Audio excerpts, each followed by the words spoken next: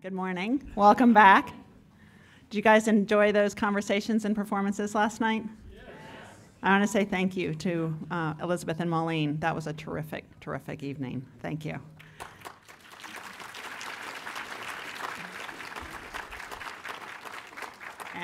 And thank you to all the panelists yesterday and to Mellon for your excellent moderating. That was also really great.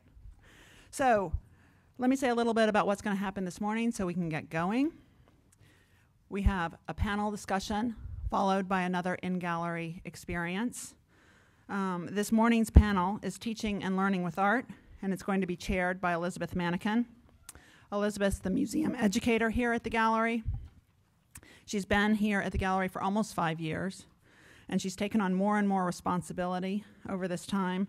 She's taught every audience, school groups of every age, undergraduates, the adult public, and really importantly, for the last 2 years, she's co-taught a course for grad students in the School of Drama called Oral Iconographies, 1,000 Years of Art and Music. And that's been a really transformative course for the gallery. She mentors and trains the undergraduate gallery guides, and as I was thinking about this, I realized this morning, when it was too late, that I really should have had one of the gallery guides introduce her, because whenever you talk to the students involved in that program, they always talk about how important Elizabeth has been to their Yale College experience and their education. And I'd rather you hear it from them, but it's very true, so you'll have to take it from me. After the panel discussion, immediately following, Jessica Sack, the gallery's Jan and Frederick Mayer Senior Associate Curator of Public Education, is going to introduce a guided looking session that's going to take place in the galleries in small groups. Jessica came to the gallery a decade ago. She and I really came together, and she's been one of my most important colleagues for the last 10 years. She came from the Brooklyn Museum of Art, and she does so much here at the gallery. She's a really magnificent teacher for every audience. She inspires and influences people from 3 years old to graduate students and adults. But surely the most transformative thing that Jessica's done at the gallery is start the Wordle Gallery Teacher Program. And you all heard from Tess Korobkin yesterday. This is an incredible program, and I'm very, very happy and proud to say that the graduate students involved in that program won the prestigious Elm Ivy Award this year for bringing Yale and the community together. So that was a huge recognition of the important work that that group does. So I think we're just going to get started. I'm going to hand the mic over to you, Elizabeth, for Teaching and Learning with Art.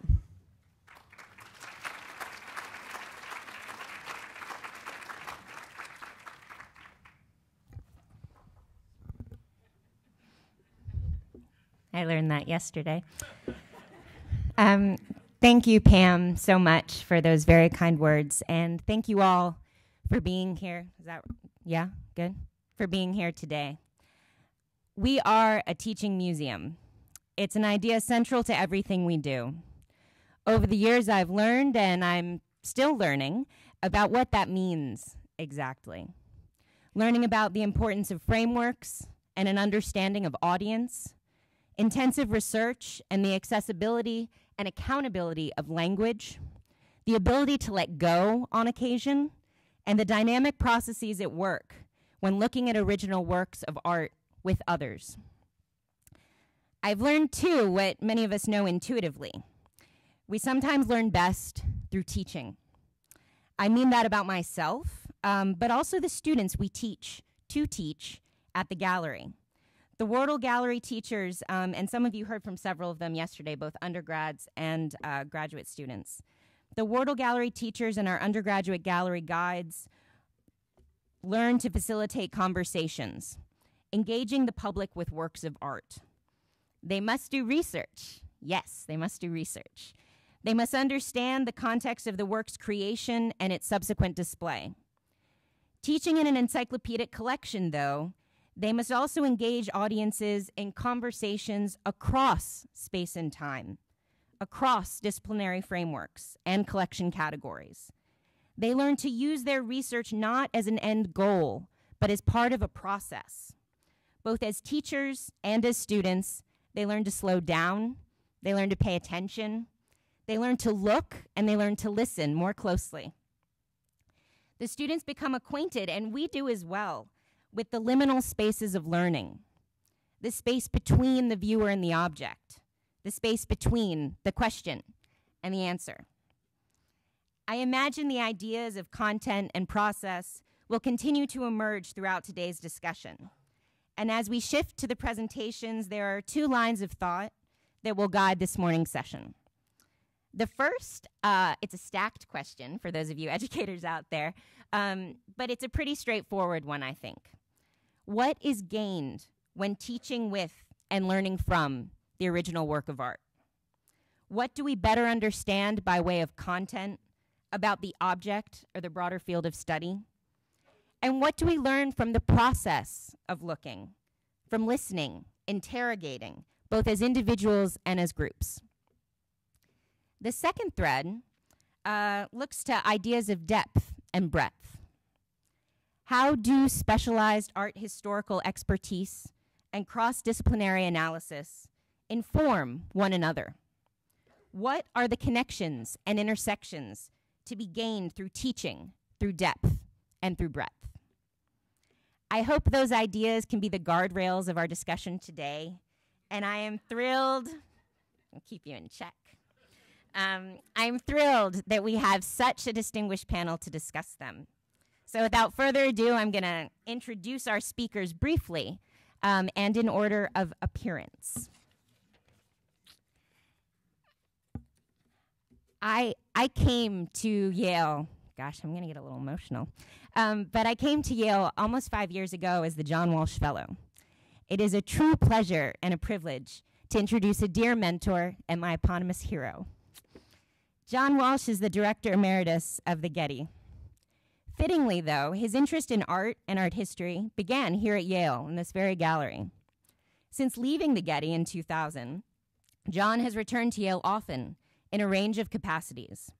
In addition to teaching in the History of Art department, John is instrumental in the teaching of our Wardle Gallery teachers and our undergraduate gallery guides. Last fall, never mind. John, lost my place. Okay. Last fall, John delivered a series of 12 weekly public lectures on the history of history painting based on works of art at Yale. With our undergraduates, our graduates, and our public, he teaches people to look closely, and to look again. And it's been so successful, we got him to come back next year, so that's great. I knew Ellen Alvord's name long before I met her. And whenever that name was spoken, it was accompanied by heaps and heaps of praise and sort of this wistful smile. Ellen is the Weatherbie Curator of Academic Programs at the Mount Holyoke College Art Museum. In addition to the Smith College Museum of Art, the Guggenheim Hermitage Museum, and the Las Vegas Art Museum, she used to work here at the Yale University Art Gallery. In fact, along with two students, Ellen founded the very gallery guide program that I now run. At Mount Holyoke, she collaborates closely with faculty from a wide range of academic departments, integrating the museum into syllabi across the liberal arts curriculum, developing engaging, cross-disciplinary experience for students with original works of art. She is particularly invested in how object-based learning and creativity help to develop transferable life skills in college students. And we'll hear more about that a little later on. Jim Harris is the Andrew W. Mellon Foundation Teaching Curator at the Ashmolean Museum of Art and Archaeology at Oxford University. He received his academic training at the Courtauld, where he wrote his dissertation on Donatello's polychrome sculpture. Jim continues to publish and present widely on those same subjects, as well as Giorgio Vasari, Florentine painting, and contemporary drawings. Just as his research interests move deftly across the fields of art history, material culture, theology, and literature, Jim's teaching practice seems to be similarly dexterous. He's worked extensively with colleagues in archaeology, literature, medicine, neuroscience, and psychology. It is perhaps not a coincidence that Jim is a scholar of the Renaissance, and his talk today will look to the marriage of science and art, scientific inquiry, albeit in the 21st century. So, he's also a classically trained actor and a baseball fan, so he is really a true Renaissance man. I had to say it. Eric Segal is the Education Curator of Academic Programs and Chair of Education at the Samuel P. Harn Museum of Art at the University of Florida. He completed his doctorate in American art at UCLA and has published on 19th and 20th century American art and illustration, frequently lecturing on American art and museum education. Before his current post at the Harn in 2010, Eric taught in the History of Art department at Florida. I took the liberty of checking Eric's Rate My Professor scores, and I do recognize the potentially unreliable nature of the site, but across the board, he is a favorite, celebrated for his genuine investment in learning and the ways in which he inspires students to think and to think critically. Eric seems to approach his faculty colleagues from across the university with the same attention and intrepid intellectual spirit. He has connected the Harn to a range of departments of Florida, championing what it means to learn with objects, and considering the far-reaching scale and relevancy of the Art Museum in higher education. And finally, I met Sarah Lewis several years ago through our involvement in Alexander Nemiroff's course on the history of photography. I was then, and as I am now, so impressed by the questions she asks and the clarity with which she asks them.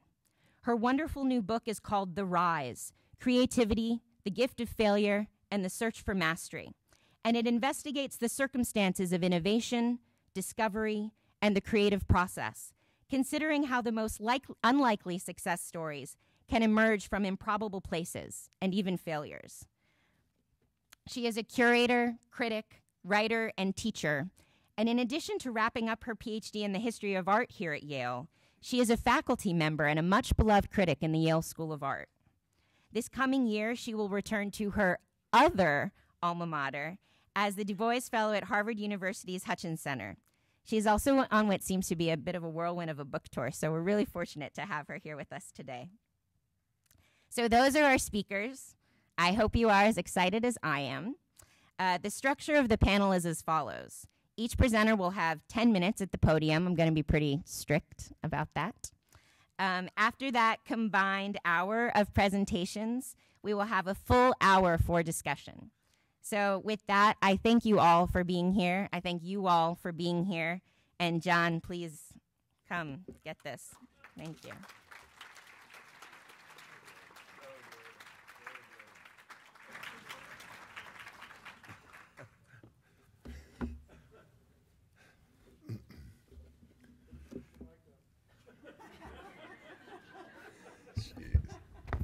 Okay.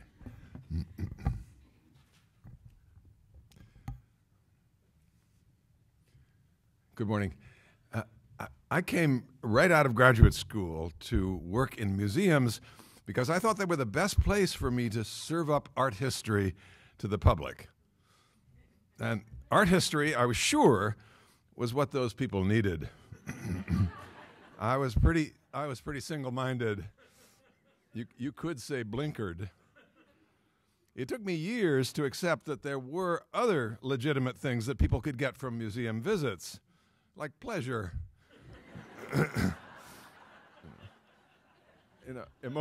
emotional reassurance, self-discovery. In the meantime, art history itself changed. It developed broader interests. It made new friends in other disciplines. And that left a lot of us curators and directors behind. Returning to education in the university has let me catch up a bit.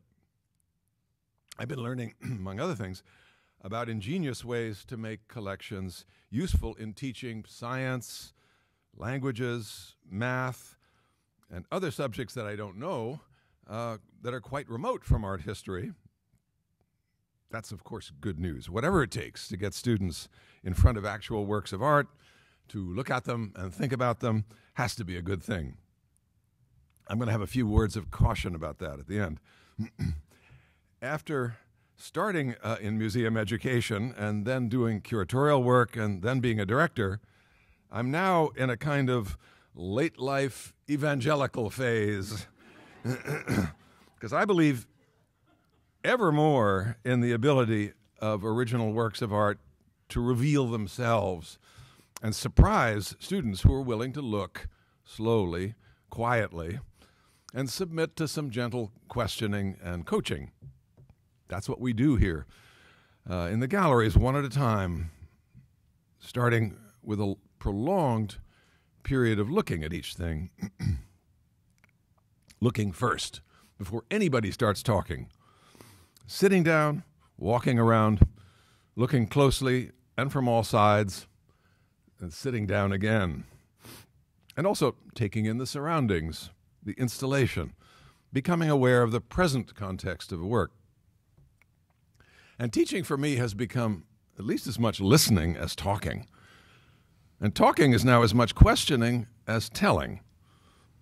I mean, of course, there are moments in the discussion when you've got to supply essential facts about the piece or the artist, but the objective is to encourage people first to have an unhurried experience and acknowledge that experience, whether it's attraction or aversion or pleasure or befuddlement or annoyance or boredom or some mix of those, and put words to those reactions.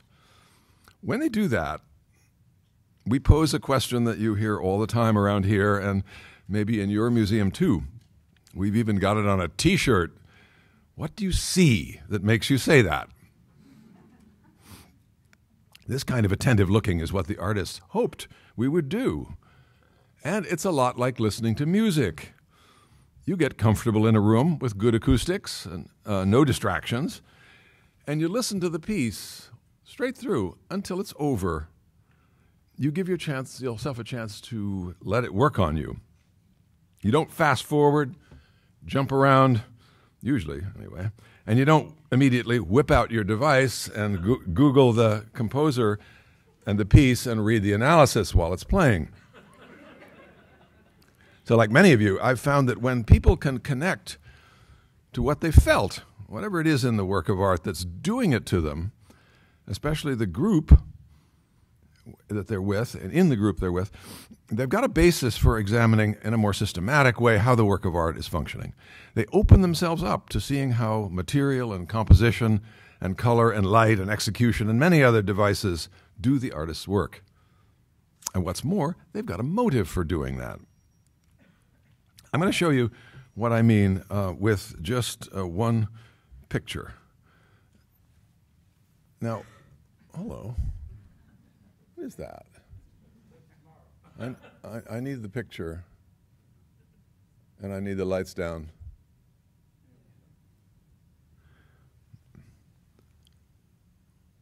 Well, let's pretend we've just set up our stools in front of it. And let's take a minute to look. Just look.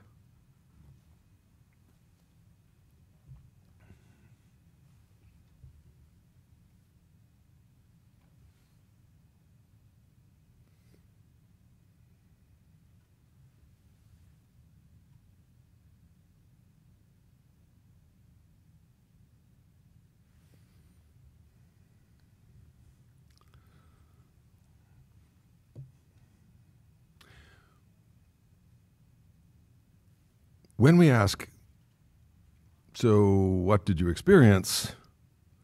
The responses are all over the place. You hear, oh, I love this. It's like last summer, but without my family around, you know. Or you hear, why didn't he just take a photograph? Or you hear, sorry, I don't know. I think this is weird. It's creepy. If you ask, what do you see that makes you say that? The happy ones are apt to point to the sunshine on the wall, or the sea, or mention some quiet summer house they know, and so on. Those who think it's photographic may say it's too realistic, or it's artless looking.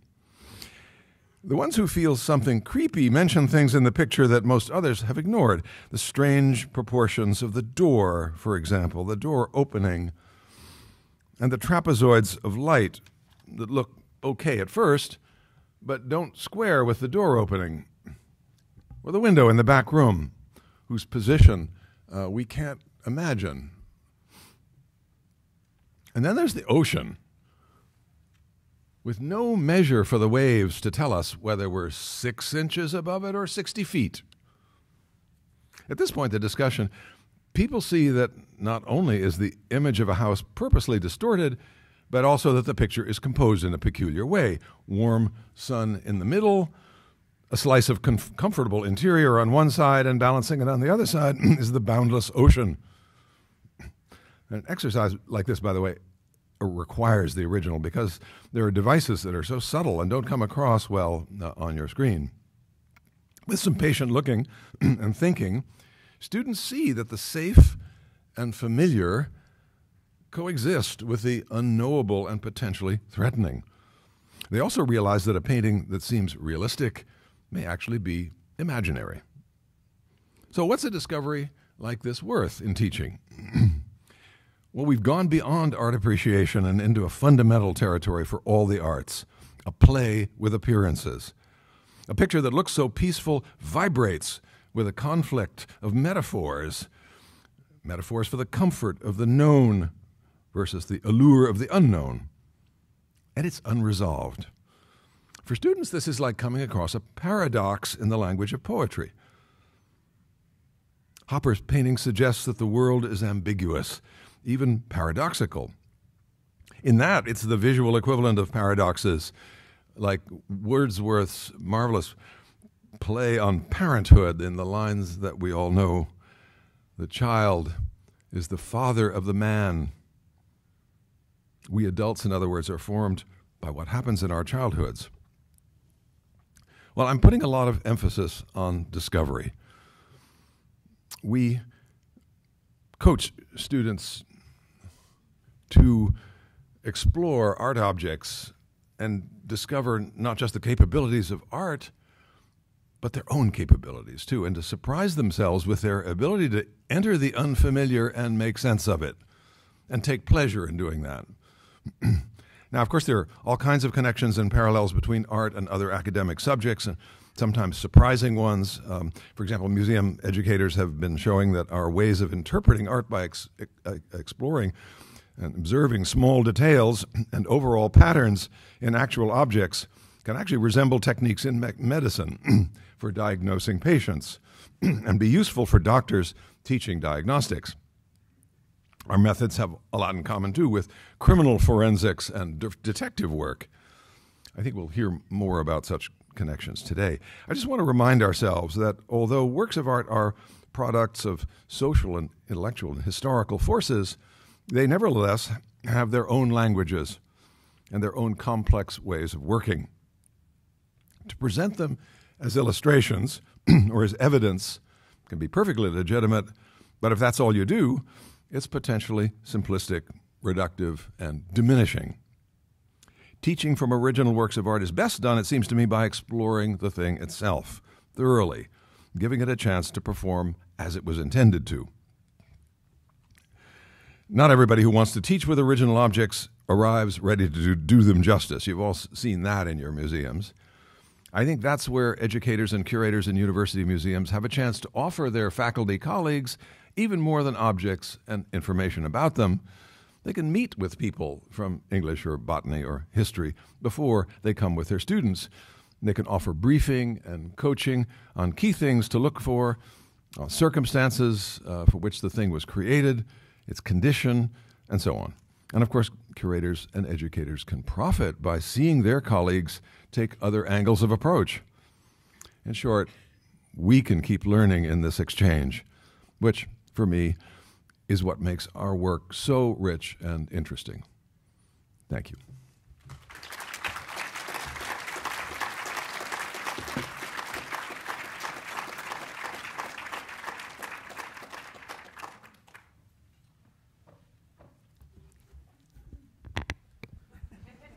Good morning. Well, I'm converted. How about all of you? I have to say on a personal note that John Walsh and Rika Burnham are my close-looking heroes, and they have provided the model for how we teach at our museum.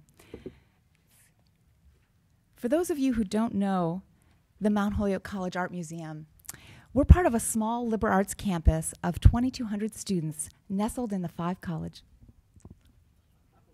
Up a little bit. Thank you. Thank you. This is a new skill I'm learning. We're part of a small liberal arts campus of 2,200 students nestled in the Five College Valley of Western Massachusetts. Founded in 1876, we have approximately 17,000 objects in the collection, ranging from ancient to contemporary art. We have a small but mighty staff of 11, and we've been working together as a team to expand and deepen our Teaching with Art program. Each year, we work with courses from about 25 different disciplines. Our most frequent customers, as you can see here, are art history, studio art, English, history, and biology. But we also work with a range of other departments, from philosophy to chemistry and politics to psychology. One of the things that makes Mount Holyoke special is the interdisciplinary quality of our faculty. Their interests are far-ranging, and their willingness to try new things and experiment with pedagogical practice makes them exciting partners to work with. Like many museums, in the beginning, our goal was mainly to support course content. For instance, a European history class might want to visit the museum to see Jacques Collot's etchings critiquing the 30 Years' War. Or an early music ensemble might want to study our medieval musical manuscript leaves. These encounters are important and worthwhile connections that we continue to make, but we wondered, what other imaginative approaches might enable us to reach out to less obvious partners? Thanks to the visionary leadership of our director, John Stomberg, we started thinking about ways we could foster creativity training in our 21st century students, and how we could help students develop transferable skills that are at the core of a liberal arts education. Skills like close observation, reframing problems and questioning assumptions, collaborative small group work, taking risks, non-routine thinking using analogy and metaphor, and expressive agility across multiple platforms. Of all of these skills that object-based learning might foster, though, I wanted to take a moment to reflect on what John Walsh was saying about the idea of looking closely. This is something that makes academic art museums quite special, because we can offer our students the time and the space to slow down, look attentively, to look from different vantage points and within different contexts. Slow, close looking is at the heart of everything we do and is always the central ingredient for museum experiences of deep engagement. With this in mind, we've been experimenting with how to structure class visits centered on close looking, but also with the deliberately built-in components of other important transferable skills. One model that I'd like to highlight for you today is something I'll loosely call conceptual linking. The idea here is to provide a productive forum for students to be able to make metaphoric or conceptual connections to the specific topics and themes they are studying in their classes. I'd like to share with you two recent examples of this type of visit. My first example focuses on an Italian language and literature seminar entitled Apocalyptic Thinking, Italy. Taught by Professor Erica Moretti, this course investigates the literary, sociological, and historical representations of the natural and social disasters that have affected Italy since 1350. I had my doubts about how many works in our collection would directly relate to Italian disasters, although we did have one work with Mount Vesuvius in it. Professor Moretti arrived for our meeting, though. She already had something different in mind. She had seen something on a previous visit to our storage area that had really made an impression on her, and she realized that it resonated with a conceptual link that she wanted to explore with her students. It was a large-scale contemporary piece by the Canadian photographer Edward Bertinsky, depicting nickel mine contamination. She hoped to use this as the centerpiece of a discussion about beauty and catastrophe. Professor Moretti wanted her students to think about these questions. Can a catastrophe be beautiful or generate a work of art? And if so, what are the implications of this? This was a freeing moment, knowing now that she was game to work with art that initially seemed remote from her historical and literary Italian subject matter. We selected several other modern works, including South Tower Remains by Michael Jacobson Hardy on the left, and They Damaged Us More Than Katrina by Robin Holder on the right. Each took a different approach to depicting disasters and catastrophes, though all were noteworthy for their visual allure and formal beauty. It seemed like we had a good setup for a class discussion, but neither Professor Moretti nor I were prepared for how engaged the students would be with the art and for the moving quality of their responses. Their conversation was rich with the variety and thoughtfulness of the links they were making between the visual detail they were seeing and the broader themes they had been thinking about in their course all semester. I received a number of insightful reflections from the students about their visit that afternoon, and I wanted to share one example with you today. This is from Alessandra Baffa, a senior and international relations major. These nickel tailings, simultaneously destructive and gorgeous, mystify the observer and force us to question our preconceptions of disaster. Can true unadulterated beauty lie in destruction? This type of disaster is exceptional in that it places humanity's faults at the forefront while hiding their presence in the same moment. Whether beautiful or not, Edward Bertinsky leaves the viewer mesmerized and uncomfortable, reminiscing on our greater role in constructions of catastrophe. As you can see, the students use the art as a vehicle for working through ideas presented in their course.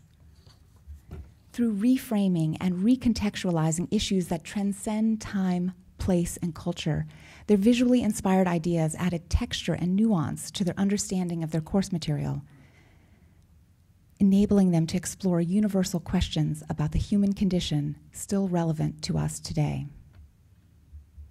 My second example comes from working with Donnie Cotter, a chemistry professor who also teaches a critical social thought class entitled Science, Revolution, and Modernity. Interested in examining how revolutions occur in scientific thought, Professor Cotter hoped a visit to the museum might illuminate some of the cultural influences that shaped the world of scientific innovators such as Galileo and Francis Bacon. When we didn't have anything in our collection that matched his initial ideas, we began to brainstorm more abstractly about some of the important takeaway concepts of the course. Professor Cotter wondered, was there a way to mimic some of the challenges that Galileo faced as he interpreted and wrote about his astronomical investigations? He liked the idea of providing his students with works of art they would have to struggle with, to decode, assimilate, and interpret, works that would challenge them to think about the distinctions between observation, perception, and assumptions invisibly built into our cultural framework. Fairly quickly, working with my partner in crime, preparator and artist Brian Kiernan, shown in the center, and Professor Cotter on the left, we began pulling out a range of seemingly random artwork. An abstract expressionist piece by Joan Mitchell, a curiously attenuated architectural work by Wayne Thiebaud, a photorealist print of a close-up of the sea by Via Selmans made up of thousands of abstracted miniature marks, a 17th century map of the Turkish Empire by John Speed, astrolabes with Arabic writing and astrological symbols, and even a map-like work from 2012 by the Ghanaian artist El Anatsui. Themes started to emerge. Water. We can see the students here working in small groups in the gallery. Architectural space. And maps. We had the ideal setup for a kind of conceptual linking that I'd like to call combinatory play. This term that I am borrowing comes from a famous quotation written by Albert Einstein. Combinatory play seems to be the essential feature in productive thought. In other words, put good ingredients on the table, shift them around, compare and contrast them, recombine them and link them in different ways. The results are not fully predictable, but they almost always yield productive insights. This method works beautifully with art and ideas. Professor Cotter's students' responses were exciting and inspiring. Here's an example of one student's reflection on her visit. In class, we had been talking a lot about perception and how science was a way of seeing the world. Alter ego was really interesting in this vein because of the way that it played with our visual and conceptual perception. It looked like a map, but it wasn't.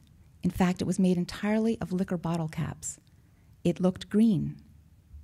But when we looked up close, it was actually blue and yellow. Working with the artwork was fun, and it made me think about things I had never thought of before.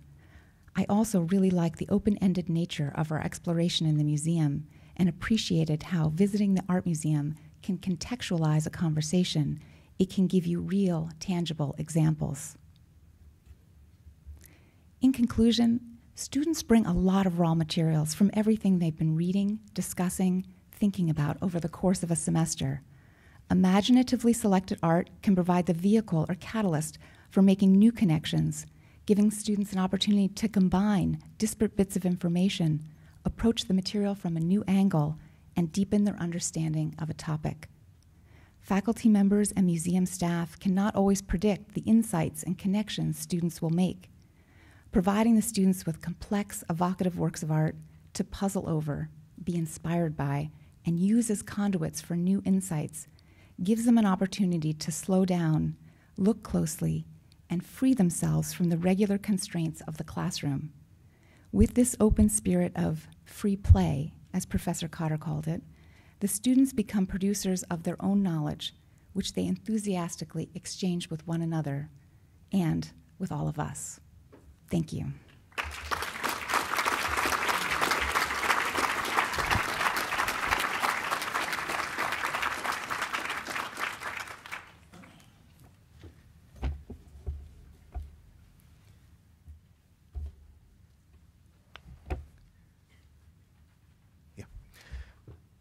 Thank you. Thank you, Ellen, and thank you, John, for starting off the panel in such a wonderful way. I'd also like to thank Pam and Elizabeth and the gallery here for extending such a kind invitation to Oxford, to the Ashmolean, and to the University Engagement Programme, or the UEP, to give us our snappy acronym, to come and learn from our colleagues and to share something about how we teach with our collections. So thank you all. I should also say that of course I'm interested in the Renaissance. I'm a middle-aged white guy who works in Oxford and trained at the Courtauld. So what are you going to do? We are an old museum in an older university, but until very recently, we were a long way behind most of you in thinking imaginatively about the pedagogic role and potential of the art museum. The ways in which the Ashmolean uses and has used the objects in its care and the range of objects itself has changed over time. It's only relatively recently become a museum of art and archaeology, its origins having been far more interdisciplinary. The first keeper in 1683 was a chemist. His two successors were botanists. No art historian was appointed as director until 1945. In the last decade, the museum has been comprehensively rebuilt, reimagined, and reoriented towards a more public audience. It now receives around 1 million visitors a year. However, throughout these recent changes, the Ashmolean's teaching relationship with its university remained as it had been literally for centuries, principally in history, in the classics, and in archaeology. The UEP was established as recently as 2012 with the generous support of the Andrew W. Mellon Foundation to explore how our astonishing collections might be deployed more widely for more teaching in more disciplines. It's a fairly straightforward remit. We are 3 teaching curators in the programme, including my colleague Centre German, who's here with me at Yale, and a programme director, Giovanna Vitelli. To date, we've worked with around 3,000 students teaching in 25 different departments, from English, German and Italian literature, to geography, to law and mathematics, by way of experimental psychology, Tibetan studies, Sanskrit, theology and business, and of course history, classics, archaeology and art history. Although we teach in large seminars and individual tutorials, which is the Oxford way, the bulk of our work is with groups of 4 to a dozen who fit easily into a study room. Some of our teaching is in the galleries, but the vast bulk of what we do is backstage, handling objects, which, let's face it, is where the fun is to be had. So, lights. doctors, real doctors. Museums have been working in the medical humanities for many years.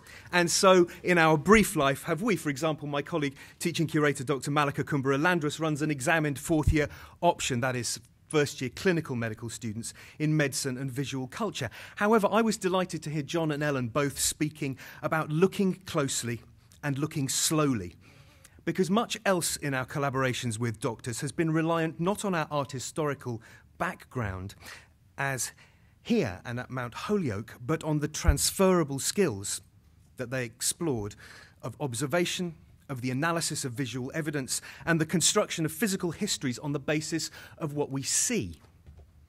My first work with medical colleagues was in precisely that area. A group of undergraduate and preclinical medical students were confronted by a group of unfamiliar objects and asked to examine them. This pyx, of which many of your museums will have a similar, I'm sure, if less knackered example, was one of the guinea pigs. Piecing together half-remembered knowledge of materials, the green oxidation, which speaks of a copper alloy, the worn gilding, the smooth, if fragmentary, vitreous enamel, and of less than half-remembered iconography, the Cairo and IHS monograms, the angels, led the students collectively to diagnose a container for the body of Christ, a golden and brightly coloured house on whose roof the person of Christ is enthroned and named by angels. They read the object, its function, manufacture, and history of use through the symptoms of its damaged and decaying but still legible body. One of those students was intrigued by the difference between the experience of interacting with a real object and that of encountering it on a screen, and he returned to the museum the following term to conduct his finals experiment. Co-supervised in neuroscience, in experimental psychology, and astonishingly by me, his interest lay in the cognitive neurological phenomenon of change blindness.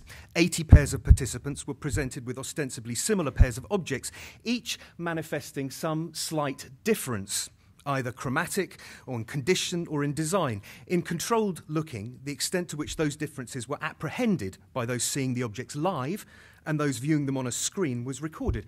The results of the experiment are yet to be published, pending examination of the student.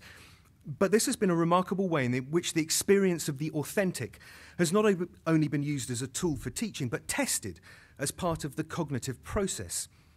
There are now 2 articles for medical journals in preparation, co-authored between the Museum and the Department of Neuroscience, my colleague Dr. Kristalina Antoniadis, and a grant application to the Wellcome Trust is planned to fund further research using the collections.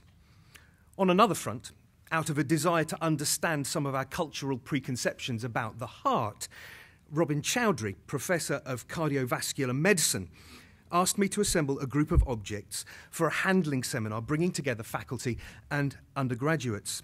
We looked, for example, at this ancient Egyptian heart scarab of the New Kingdom, inscribed with a prayer from the Book of the Dead, in which the owner of the heart implores the heart as a separate being to dissemble when asked by the gods about the rectitude or otherwise of his life.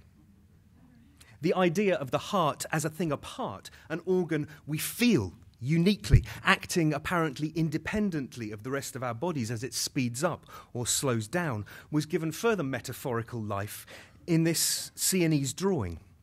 Here, St. Catherine is exchanging her heart with that of Christ. After it has been purified.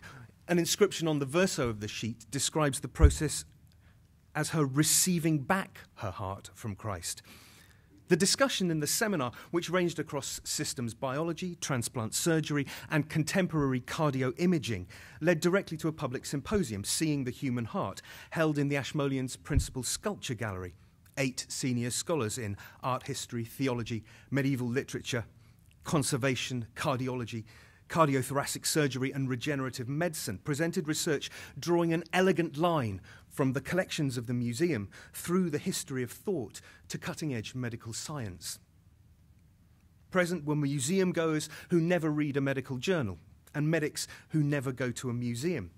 And yet at the moment when the professor of regenerative medicine, Paul Riley, spoke about growing new heart cells, you could practically see and hear the audience connect back to theologian Dr. Joshua Horden talking earlier on about Judeo-Christian ideas of the heart of God and the resurrected life. This autumn we'll see a second interdisciplinary symposium thinking about the brain. Now, there are about 1 million objects in the Ashmolean, but most of them are potsherds and coins, with all due respect to the classicists. The best, and I am in no way biased, are, of course, the collection of drawings in the Western Art Department and the print room. So I hope you'll forgive me if this is a bit showy-offy, but having looked at one or two relatively prosaic objects, it's worth reflecting finally in a rather old-fashioned way on the power of great art. In discussing with psychiatrist Dr. Charlotte Allen how psychiatry might use the collections, we decided to give her colleagues great art as a personal resource. As part of their continuing professional development, groups of psychiatrists ranging from core trainees, that is, doctors in the first 8 years or so after their qualification, right up to consultants, have been coming to the print room to consider groups of drawings and prints arranged around themes such as old age, extreme emotion, gender, and dreams and visions. In this collaboration, my role is very simple: to choose objects and to provide art historical guidance where needed. The object's role is to stimulate discussion, and the psychiatrist's role is to reflect on their practice away from the hospital, away from the consulting room, and more importantly, away from the patients.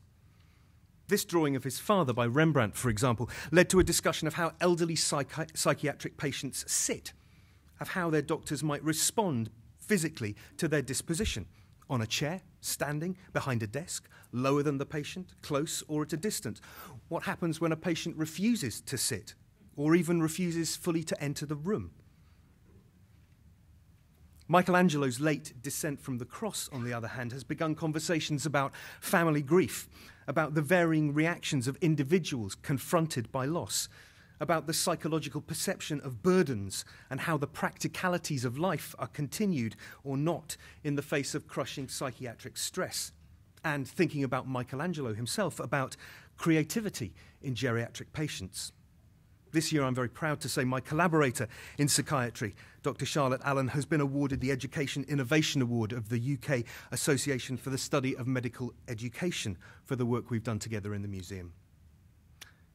As you've all experienced, there is great delight and satisfaction, even joy, in witnessing object encounters unfold for students who may be connecting their studies with the manufactured material world for the very first time.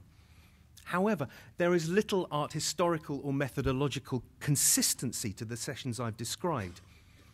What is consistent about them, though, and what I find consistently extraordinary, is the generosity, imagination, and trust of my colleagues who come eagerly to the museum and give us their students. And just as consistent is the infinite capacity of objects to be reinvented and to present themselves differently and with tremendous agility to each new academic audience. Our role, as far as I can tell to date, and as far as we are able, is to attempt to be as agile as they are. Thank you.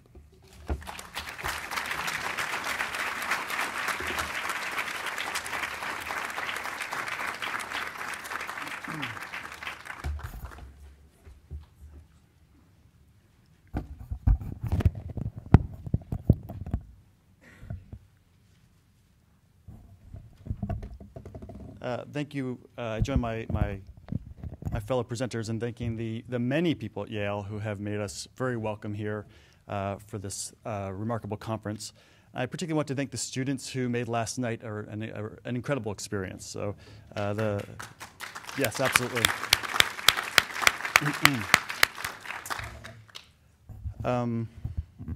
It's a delight to be part of this learning opportunity. I was asked to speak about, as our other panelists were, to speak about challenges and opportunities in teaching across disciplines. One of the points I want to make in these remarks is that in my work, it has been important to expand my sense of what and how to teach in the art museum. And it's actually kind of a coincidence that I had originally considered titling this paper, Jumping on Trampolines in Front of Picasso's, and expanding my sense, but instead I settled on learning museums art. And I settle on those terms not because I can adequately cover the topic here or those topics, but because I want to make a rather modest case for relationships, or a relationship between learning, museums, art, at least certain kinds of academic museums. In the context of museums, we often think of learning taking place in museums, and museums holding art.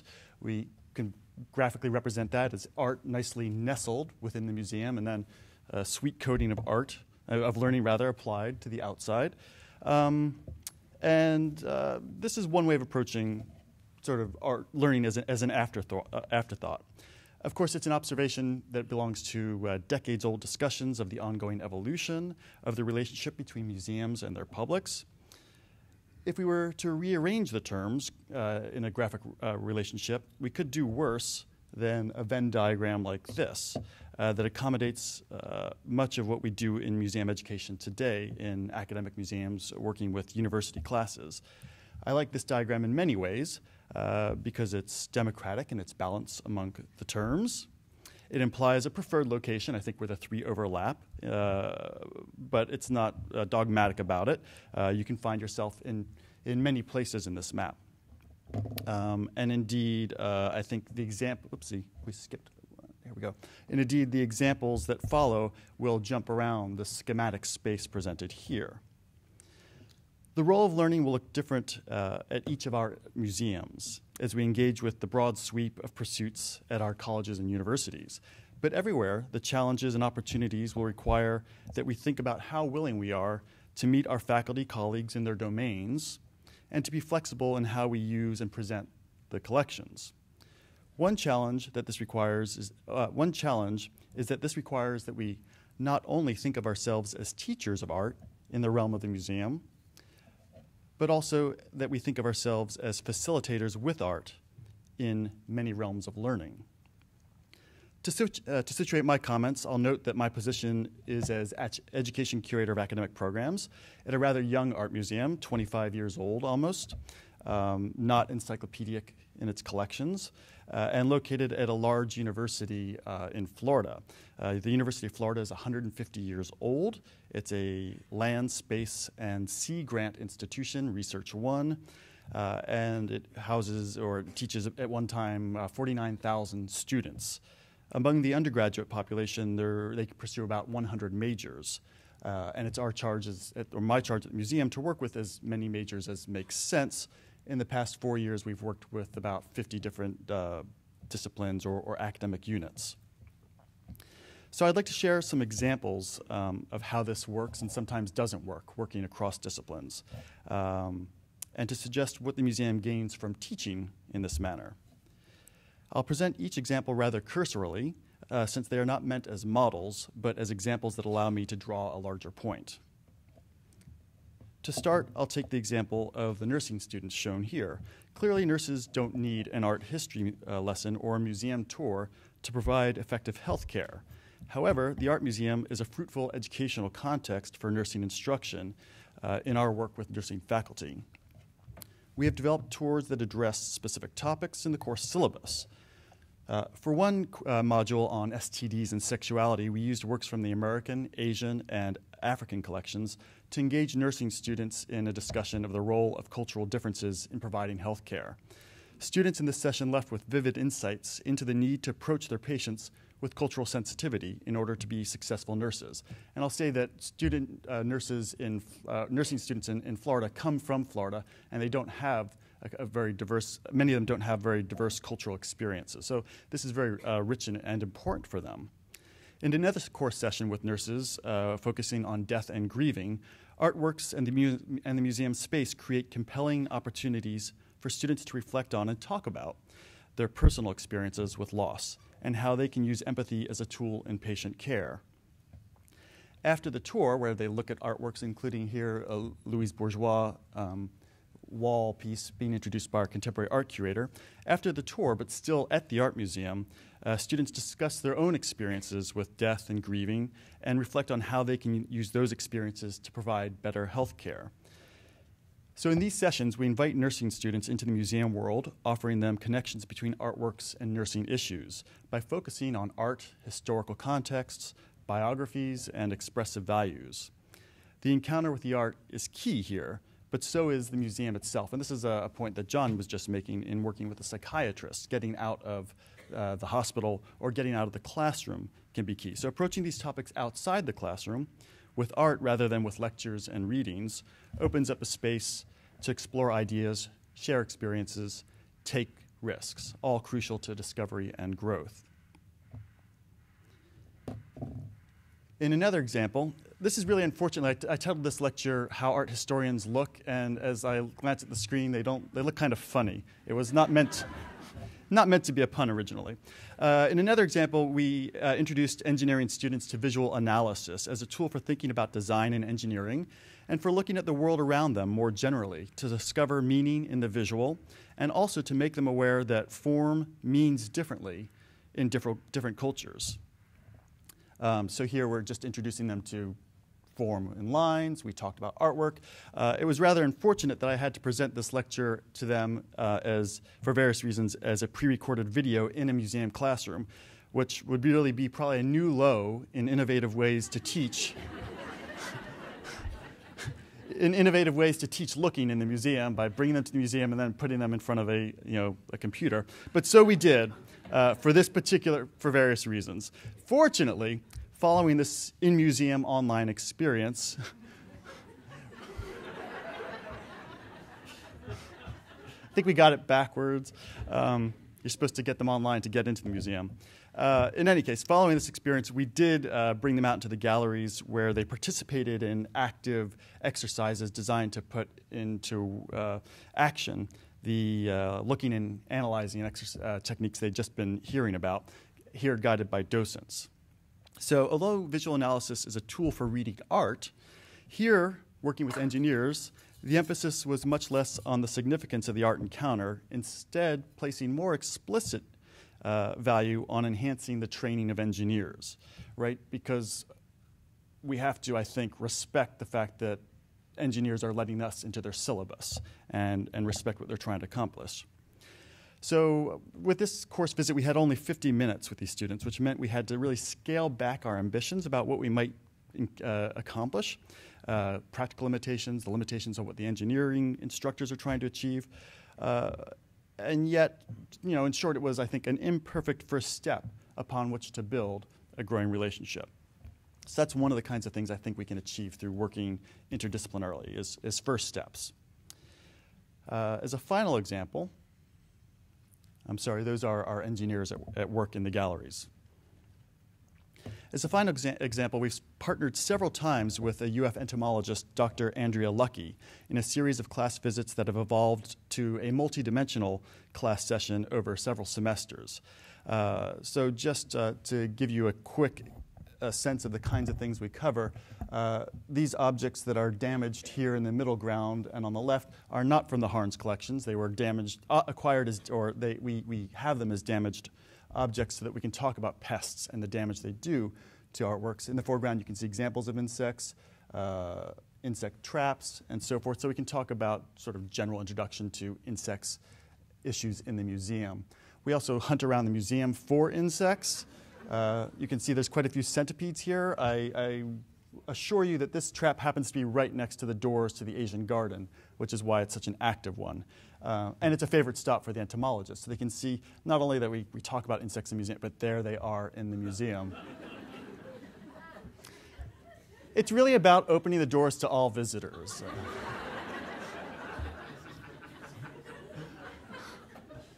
But of course, we also bring them to the art, including historical images, natural history images, works on paper, where we talk about how art and illustration has crucially played a role in recording, discovering, and transmitting knowledge about science, about insects, entomological knowledge, their insects' life cycles and their habits and so forth. So in the drawer here are some works by Maria Sibylla Merian, 18th century entomologist.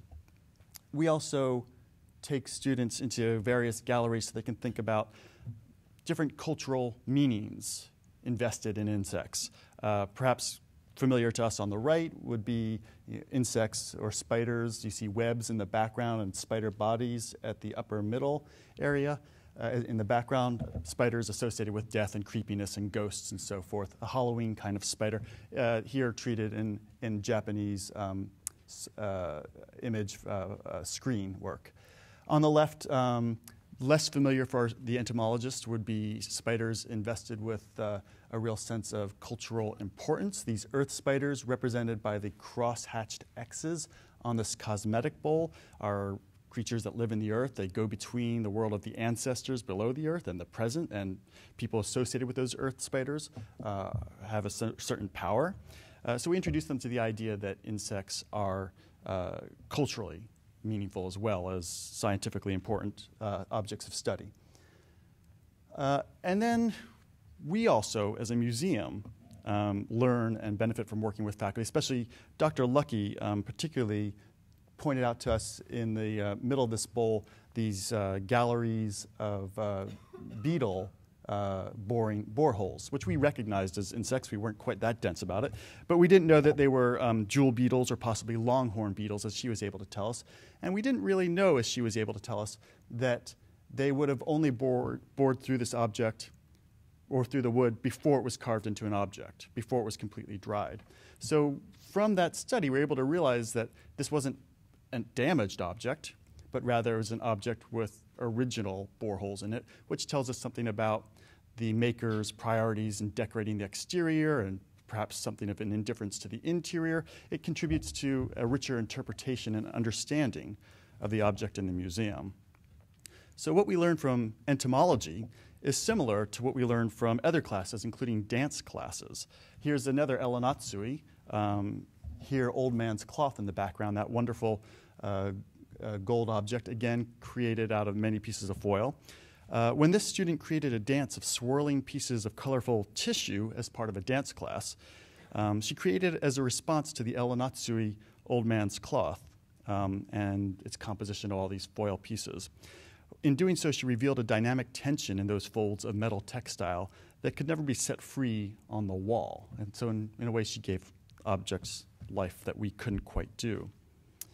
In doing this, she, like our entomology class, changed how we see the museum and the art in it, and moved us from a learning museum art Venn diagram like this to something more like a cycle, right? To a complete cycle of greater knowledge and experience, where art feeds learning, feeds museums, feeds art. So not every class is an art history lesson at our museum, and not every class visit is a success. But in the broad sweep of things, as we bring students into the museum, many for the first time, that's very important to think about, we plant seeds and build relationships by engaging them where they are and showing them that art and the museum are broadly relevant and are accessible and can be meaningful in multiple ways. Thank you.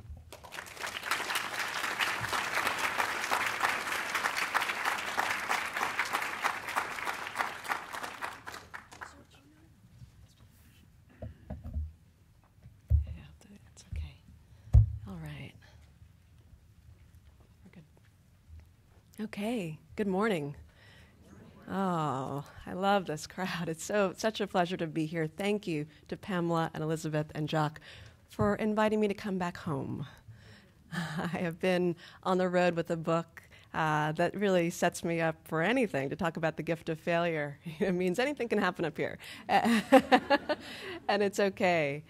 But I believe I was asked to come in large part because the work that I have been doing through this book looks at how creativity is a mystery, but we start to come closer to understanding how it works when we look at all the things that come from the improbable, the unusual, even failure. Whether it's Nobel Prize-winning invention, the importance of serious play, combinatorial play for serious work, or surrender for strength, or grit, and then the ability to know when to give up. These are all things that I tease out in the book. But what really inspired me today was the understanding of what we do in this room, for me, being made most clear by two thinkers who live very far outside of these walls. I first want to begin, though, with a quote that Junot Diaz once said. Oh, I see. Anything can happen. It's failure. It's okay. This is not my slide, but if you would just advance to the next presentation, that would be great. So Gina, am I supposed to do it up here? Yeah, the pointer's right here, but. They should all be linked up. Great. Oh, great. Yeah. Okay, perfect. Your computer right here. Yeah. There's your first. Okay, great. Okay, great. Oh, not yet. So Gina Diaz once said that we all have a blind spot around our privileges shaped exactly like us, you know. And I love that idea. It's so true, and it reminds me and makes me understand why it is that it would take two thinkers far away from our field to get me to understand the dynamism and the impact of what I might call aesthetic force in our world, particularly for social justice and difficult change. In other words, what it takes to overcome collective failures can be much of the close thinking, the close looking that happens in these walls. The first thinker is a man named Charles Black. In 1931, he went to what he thought was just going to be a dance. He was a freshman in college and just wanted to meet some girls. He then found himself struck by what he heard coming out of this trumpeter's horn back in that Driscoll Hotel in Austin, Texas. He stood and was just transfixed by this genius, as he called him later, while his friend, kind of a good old boy from Austin High, also was moved but shook his head as if clearing the image and walked away. But Charles Black was sure that there was genius coming out of this man's horn, and he didn't know who the trumpet player was. Turned out that it was Louis Armstrong, king of the trumpet, a man who he understood in that moment was genius and therefore knew that all of what he had been taught about the way the world should be through segregation must be wrong. For him, the moment was solemn. He felt that Armstrong was playing as if guided by a daemon, all power and lyricism, and it opened his eyes wide, he said, and put to him a choice: to keep to a small view of humanity or to embrace an expanded vision. Now, he was young at that point, but he recalls that that was the moment that he began walking towards the Brown versus Board of Education case, in which he would become a lawyer. He went on to teach constitutional law here at Yale. And every year he would hold an Armstrong listening night to remind his students and his colleagues and himself of the man who occasioned this life-changing shift in him and for our country. One of the great artists in my time, he said, just happened to be the one who said the most to me, and that is Louis, Black said. But I believe that whatever is melodic or lyric or poetic or visual in a way that has aesthetic force can get us to this place of catalytic power that few other things can. Now, I didn't understand this idea fully until I came upon the work of another thinker who I had met in another guise. That man is Frederick Douglass. During the Civil War, he essentially anticipated what would happen to Charles Black that day. He gave a speech that ultimately was a failed speech called Pictures in Progress, in which he argued that what America needed was not combat, was not action, but instead was what some might consider a mere trifle, a picture. His argument was that when something moves us in the form of the visual, it creates in us what he called a thought picture, an idea that we would really need centuries to tease out further, you know. And this idea turned off his audience, surprised his audience. They were expecting a volcanic sort of delivery. It's important to remember that this was a time when he was seen as a bit of a prophet. He would speak about acts before they came to pass, emancipation, and so on. And it was a time when a man who was at the age of 23 being compared to a kind of a star athlete at a time when stages were analogous to boxing rings, because his will, skill, and style and intellectual prowess had proved to nearly all that, as one journalist put it, quote, "This is an extraordinary man. A man cut out for a hero. As a speaker, he has few equals." Now, what the orator was about to explain to the audience, he himself knew was going to be unexpected, and so he rewrote this speech 4 different times, giving it different titles. His argument was really that an encounter with pictures, close looking, has a double-barreled power to convey humanity as it is, and through the power of the imagination, to ignite an inner vision of the way that life could be. This is the phenomenology of pictures that Douglas was laying out in this argument. It helps us, in a sense, look at what really gets us to consider the opposite of failure, which might not be success, that sort of label that other people apply to us when we've achieved something, but reconciliation, aligning our past with an expanded vision of ourselves that's just come into view because of the aesthetic force of a work. Douglas said that all that is really peculiar to humanity proceeds from this one faculty or power.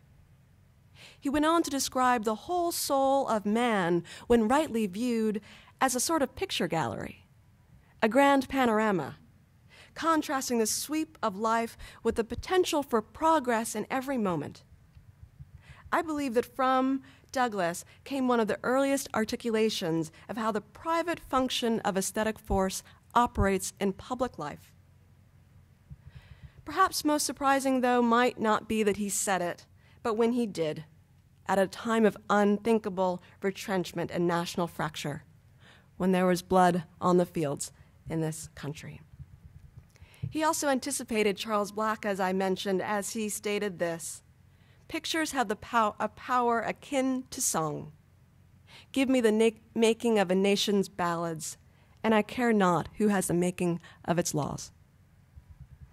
So I began to ask myself, what is it that really gets us to see our own errors and our collective failures, ones too large to ignore, and personal, perceptual ones of our own? Argument alone is not enough to make men good, Aristotle once said. Reason does not govern completely, as the example of Odysseus being lured by the siren songs shows us. Consider what our colleague here at Yale, Tamar Gendler, philosophy professor, reminds her students. That if you were to stand on top of a coursing Colorado River on a plain of glass, your rational mind would know that you are safe. But there is something in us that might begin to tremble because of the power of that image. We're constantly negotiating between these two things, and it also makes me think of how many movements, because of this dynamic, began when something with aesthetic force indelibly changed our perceptions of the world. As many of us here know, it was the abolitionist print, not logical argument alone, which dealt the final blow to the slave trade discussion, the broadside of the description of a slave ship from 1781, which showed what no argument could. With graphic precision, it showed the dehumanizing statistical precision of how, in fact, 454 men, women, and children were put into the slave ship Brooks, when in fact the number was much larger, 740, in fact. Many credit the awe over the Earthrise image, the photograph taken from Apollo 8 orbiting the moon in 1968, with galvanizing enough force to really begin the environmental movement.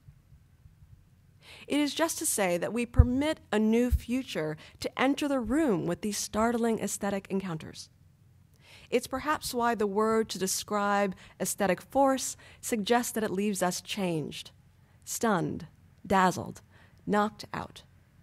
It can quicken the pulse and make us gape, even gasp with astonishment. But really, its importance is its animating trait. Not what it is, I believe, but what it does to all those who behold its forms.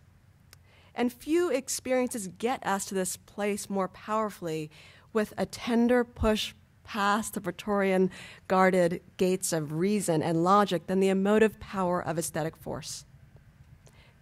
I wonder why it took Black's experience and Douglas's words to get me to understand the power of what it is that we do here. Perhaps it's that we're so saturated by moving and still images that we move through their power without fully acknowledging their force. Douglas, of course, was speaking at a time when it was impossible to forget the power of photography. When microscopes and telescopes were being discovered, everything seemed like a marvel. Both Douglas, though, and Charles Black knew that this idea of theirs would take us to fully develop. Douglas said, "The influence of pictures upon our thoughts may someday furnish a theme for those better able than I to do it justice. Far be it from me to say that there's anyone in this room or beyond who's better able to do the theme justice than Douglas, but I think collectively we can, and that is what this conference is about.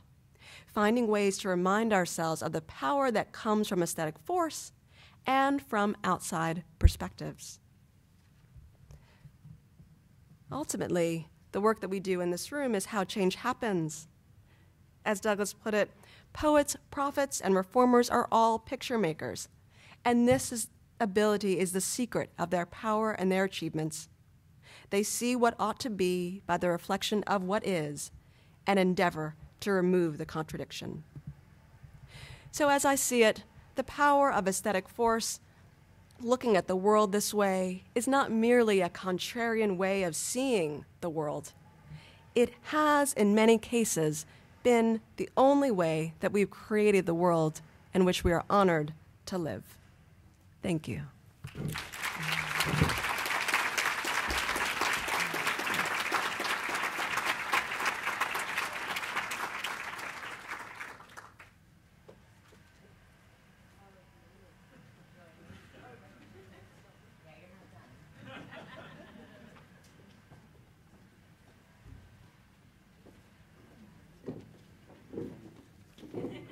There are no assigned seats. You can just sort of do it.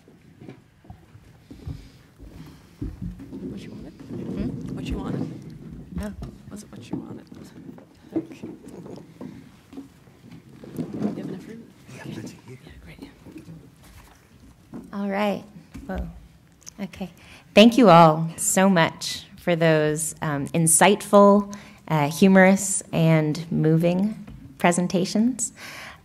We've covered a lot of ground, both in the importance of the object, the processes of learning, and the importance of both the rational and the non-rational response that inspires in all of us. I'd like to begin, though, by backing up a little bit, because you are all chosen because you're so successful at what you're doing. But I would like to back up and ask. We're preaching to the converted. How did you win over your audiences to believe that art and teaching with art is important in museums and can be valuable to other disciplines? And what have you learned through specific successes or failures in that endeavor?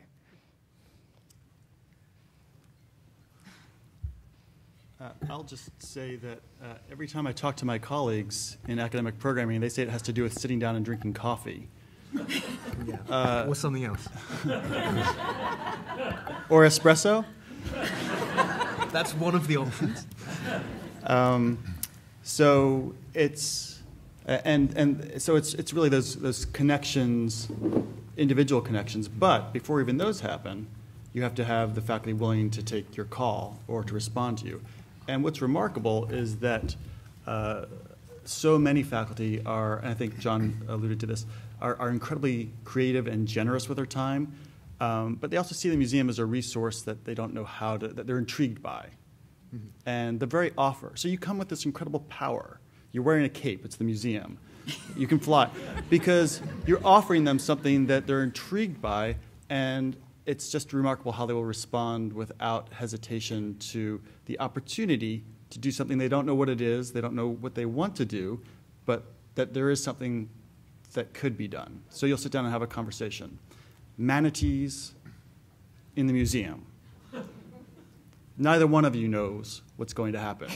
Yeah. You're both For a moment there, I thought you said humanities. Humanities. In the museum. I was thinking, that's not new. No, it's worse. So conservation, manatee conservation, right? What possibly is going to emerge? But you sit down, you have the conversation, you have the coffee, and out of that is how you discover that you do have something in common, which is actually water, right? It matters. So of course, all of our museums are rich with images and thematics of water, but you don't know that they're really about manatees.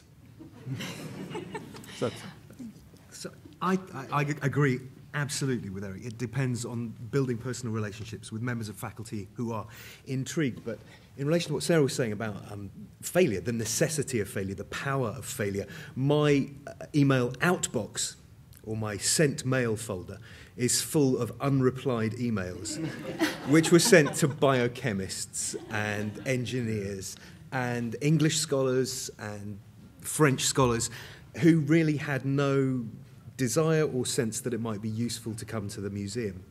So one of the things, I think, is spotting the people who are sufficiently intrigued, imaginative, and willing to have that first conversation and going from there. But I think, really, cold calling is essentially where we began. We began in the museum with nothing and with no kind of connections. None of us in the team were Oxford people. None of us were educated there. We were all incomers. And establishing relationships of trust by identifying people who will then evangelize for you, if you want, amongst their colleagues, is absolutely central to the process of making the museum relevant more broadly in the university. I totally agree, and I think another thing is that they already have relationships with one another. So if you can bring in people who together, either by word of mouth, make connections, or if you can actually hold seminars for your faculty or bring in small groups, if they know so-and-so is coming, they might be willing to take a chance. And we did this by bringing John Walsh to the museum with a group of English professors. Yeah, and the fact that they were all in the same department made all the difference in the world. They had a kind of common language. They knew what they were teaching. They knew the students. They knew their tolerances and so forth. So they were immediately at work. It wasn't just field trip, have a good time, play with ideas. They were already, right from the beginning, they were thinking, okay, how can I use this? How's this idea going to play in my particular course or whatever? Anyway, it was exactly, and clever. I think it's true that they might be intrigued, as Eric was saying, to come to the museum and to try this out. But if they actually have an experience of close looking, of aesthetic force, then that's what converts them. And we watched this with professors that we brought in that actually changed their teaching style based on their experience, their firsthand experience with the works of art, working with a master.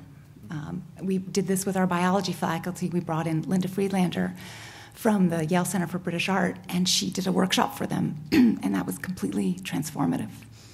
One thing I'd like to add, I guess I'm in a unique position because for the last few months I've been operating a bit as a public intellectual because the book is out and I have to go to different venues that are far afield from the academy, whether it's late night with Seth Meyers or just giving a talk at the TED conference.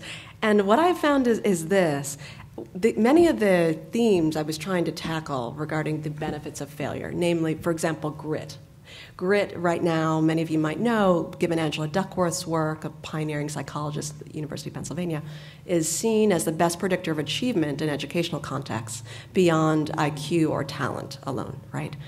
So grit is not simply self-control. It's not momentary self-control. It's the ability to persist in your goal over decades even, or years or decades.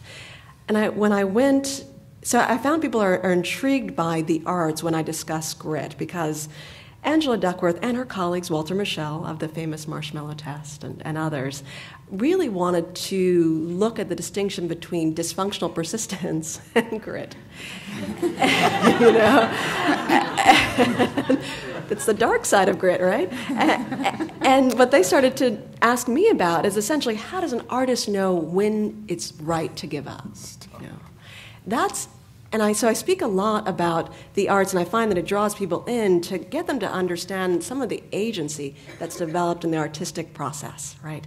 The example that I use to discuss this is that of Samuel Morse, who I could have done a whole discussion about too, who is known as the inventor of the telegraph, but people don't know, unless you're an art historian like us, that he spent 26 years in his view of the failed pursuit of being a painter, right?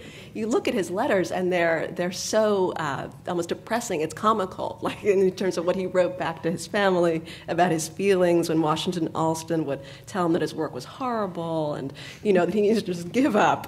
And eventually he did give up, but he converted the stretcher bars of the painting into the telegraph, So when you look at the model of the telegraph, you see this failed pursuit as part of it. So Angela and her colleagues wanted to really look at almost Morse as a case study, which is what I do in the book. So I'm finding that by just putting some of what it is that we know out there in the public realm, it brings people into a position of being more intrigued by doing some of this close looking to understand how these journeys can help us rethink innovation.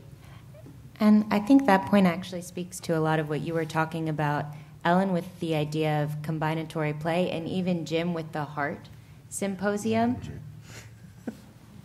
Even Jim, sorry. With the Heart Symposium and this, and entomology, these ideas of teaching through themes in these unexpected spaces. And I think it's interesting, you were talking about trust and gaining the trust of faculty. Expertise is so essential in academia. And so, we are university art museums, and I'm wondering how you navigate that space of letting people trust that that it's sort of this space of play in a way, and how that's transpired in your work, specifically working through themes or unexpected categories in the museum. I find that it's really helpful in terms of how you set up the class visit. And when we work thematically, we tend to have a model that we follow where we might model close looking in the beginning for the whole group by a museum educator or a museum staff member, and then we break the students up into small groups. And we find that 3 is a magic number for us, although we've worked with pairs or groups of 4 or 5. And we really find that letting the students have their own experience and letting them sort of be in the driver's seat of the looking experience is really helpful. And then we bring them back together and we have them share with each other their insights. And we're always impressed with how they rise to the occasion. And it takes the faculty member out of being the expert in that moment, but instead being the facilitator of this conversation, and I think that's really powerful. I think the question of trust is central to the question of how we convince colleagues to come to the museum, because there are no real disciplinary constraints to trust. An expert in one field will trust an expert in another field, provided their work is sound, provided their research is relevant, and provided their connection to the rest of their discipline is maintained. And I think one of the challenges to us as people working in teaching in museums with colleagues from other disciplines is to ensure that within our own discipline we retain a foothold in research. We retain a sense of ourselves as proper academics, because that kind of continuing work, apart from our teaching, is the work which will convince our colleagues that we are worthwhile to work with. Whether they come from the sciences or the humanities or the social sciences, what they're interested in are people whose work is like theirs in kind of type. And when we continue with that work, I think we build a basis on which trust can be established. You look like you're going to say something, Eric. I thought John was going to say something, but I'm not sure that I'm not sure. Thank you, John. I'm not sure that I entirely agree. Yes. Jim. And I think it has a lot to do. I think you'll bring us to this question later. But the specificity of the institution that you're at, and the relationship between the museum and the institution. At UF, I have a doctorate, right? So I do have that sort of cachet card I can wave in the face of faculty. But But I don't We've think all it's- done it. But I don't think it's always necessary in that the faculty, like many of our students, and like as in something that we're trying to overcome, they have a great reverence for the museum, which is a good thing. But it means that they trust us without actually asking to look at our CVs particularly. So I think it can really vary at the institution depending on the closest. Sure. I don't think we're speaking at cross purposes, actually, because I think that expertise in the museum is one of those things that we bring to the table. Knowledge of the objects, an awareness of the way the collections connect with themselves, as well as outside interdiscipline. So I think that's part of that process of trust building. Agreed. John, you're... Well, I'm thinking this, and how much of that gets back to the students? That is to say, the particular richness of a work of art and its particular set of determinants that are sort of within the world of art, rather than as a part of these marvelous but sort of adventitious connections that are made by them. Do you push that? I mean, do you a student doing a dance in front of the El Anatsui, for example, she could be doing it in the gym with a badminton game being played in the background, you know. Do you have some obligation to trying to get across what the work of art would have been had it not been for this particular parallel or insight that was brought by something else? I would say no, you don't have an obligation. No. In every instance. I think that there's I think that we have to think of the museum not as the purview of art historians who only want to teach art history, but that it belongs to the university. And as such, sometimes you're teaching art history to art historians, you're teaching art history to many disciplines, and sometimes you're simply opening your doors up to a valid educational experience that doesn't help them to understand the art. The case of the El Anatsui, I actually think that she really did understand something about the art that was brilliant that I hadn't seen, which was that its thematic is all about motion. It's the old man's cape that ought to be worn, but that indeed it hangs on the wall, it's in these beautiful folds, and she gave it life in a way that I hadn't thought to do. Because she worked very specifically in that space. But had she not done so, she would have still possibly been learning important things about dance, if not about art. That was the old bad me asking that question.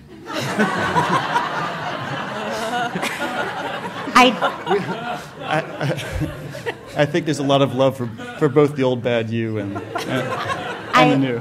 I do think it's interesting that we have predominantly art historians on the panel, and so many of you spoke. I mean, we asked you to speak; it's a little fixed, but about these interdisciplinary collaborations. But so many of you chose to talk about process, whether the processes of close looking, the intended learning outcomes of that looking, the unintended learning outcomes of that looking. So I think that, you know, your Venn diagrams in that way and thinking, is art at the center or is learning at the center?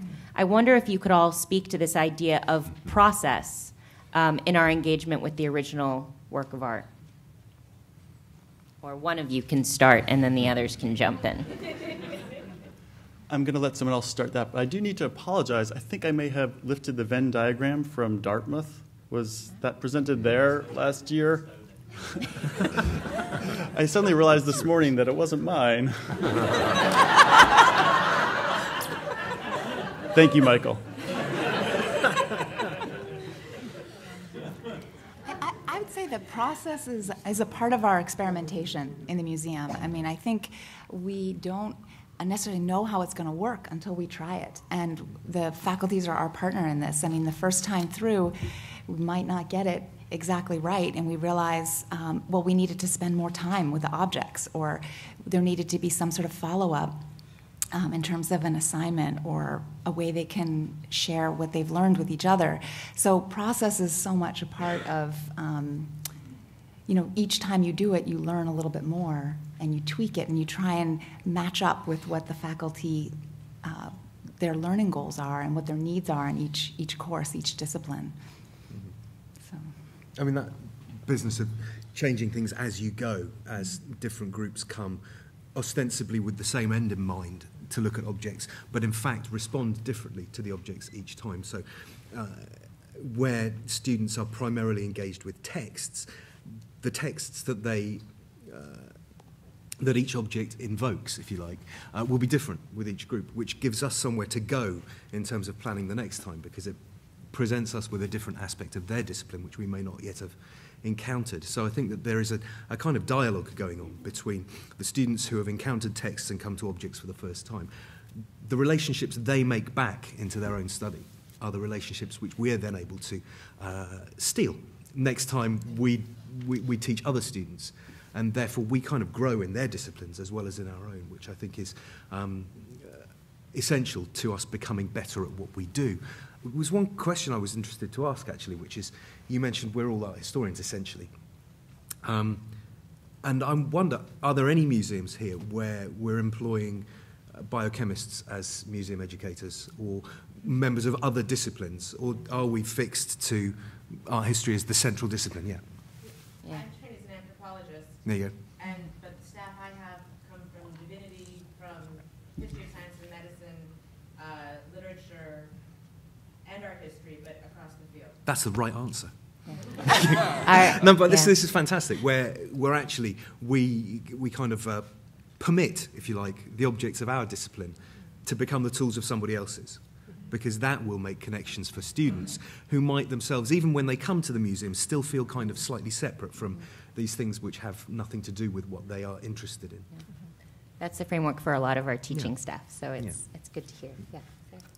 Oh, I would just briefly add, and it's really connected to our last discussion about expertise. In some ways, I have spent some time away from the museum, whether it was curating at MoMA or working in these galleries for a distance of just a few years, but you're making me flash back to thinking about one of the freedoms in the process is not so much to impart expertise to someone, but to give them the time to become what I like to think about, which is to become a deliberate amateur, to let them not need to feel the burden of their expertise in that moment, to be able to see new possibilities constantly. I was just thinking about this study that Robert Root Bernstein did. He's based at the University of Michigan, and he was looking at the disproportionately high number of award-winning scientists who had avocational interest as artists, And it's shocking, it's stunning. There's so many painters, sculptors, when you look at Nobel Prize winners, et cetera, far larger than the population. And why is that? And so much of that study looks at what intrigues me about this deliberate amateur idea, that it's their complementary interests, the ability, I should say the term amateur, of course, is a pejorative one as we just use it and bandy it about. It sort of means like a dilettante, dabbler. But really the root of it is someone who's engaged, who loves what they do when you look at the Latin French root of the term. And that's, I think, one of the gifts when you start to teach students who don't have ambitions to be art historians. They in that moment can use it to free themselves up, to think of new ideas. And it's one of the gifts, I think, that comes in these rooms. And I think what Jim was speaking to, this idea of perspective, if you seed that reliance on, like, I will be the expert, you open those doors for the trust for, you're an expert blacksmith, you can tell me a lot about these gates even though I'm the leading specialist, and that idea of opening up a dialogue, which I think is an interesting one. And speaking of dialogue and opening up, I didn't even plan that. So we have several people with microphones, and okay, you've got, who's that? I can't see. So there are several people back here. And if those with microphones maybe want to come up to the front, you'll maybe be able to see people better. And yeah, David, you want to get her right there? Great. Cool. Hi, can everybody hear me? Yeah, okay, great. Thank you all. I was really fascinated by all your examples of bringing new disciplines into the art museum. And I was curious, picking up on something Eric was pointing to, that is the ways in which the art museum and then in turn learns from these disciplines, what you learned about that bowl from the entomologists and what you can learn from dance about that artwork. Can that, or how does that then inform how you present that work to art history or to your other audiences? I mean, can you imagine writing a new label that talks about that, or using it in a highlights tour, or, you know, where do you go? How do you complete that circle? Right. That's certainly a wonderful question, and one I thought about at the session yesterday all morning, about how these transformations in specific exhibitions, in the test site, for instance, change the larger work, thinking about the museum. The exhibition labels and the exhibitions are developed by curators, but education staff at my museum work with curators closely. So, on these museum visits, we often involve the curators so that they get involved. So the entomology in particular, I think that's an example where that shared knowledge does transform our understanding of the object. Maybe the label doesn't change immediately, but the use of the object in future installations and future labels certainly transforms those specific objects.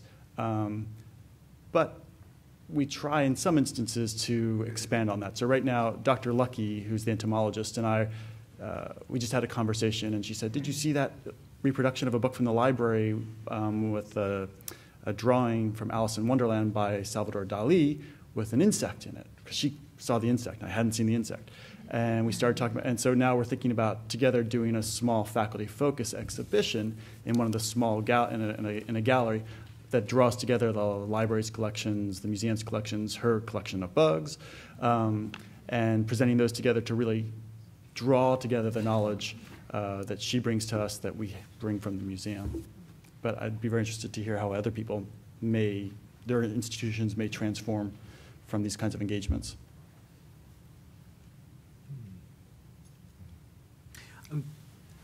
I mean, one possibility, one potential, is in something which I know that you've done a great deal of here, which is in encouraging students, sorry, I'm too far away, which is in encouraging students to curate themselves and giving them the opportunity to do so. That's something we're barely beginning to touch on at the Ashmolean, but which we're quite interested in doing. And I think that that kind of professional engagement with the object and that requirement that you consider how does this object present to the public is something which we have a unique opportunity to do as museum people. Yeah.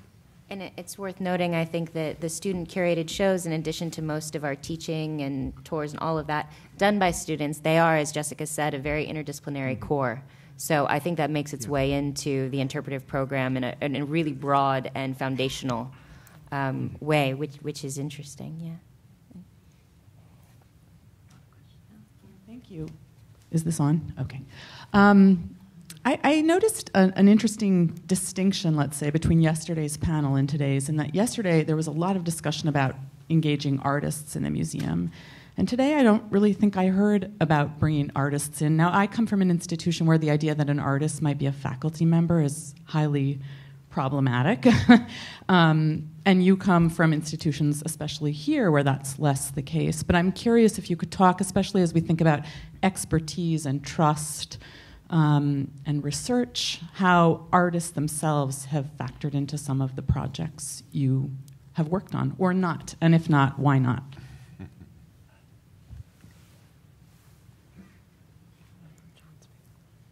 I could jump in and say that I at one moment mentioned our preparator, Brian Kiernan, who's an artist, and he actually is a really useful resource for us when we actually meet with faculty.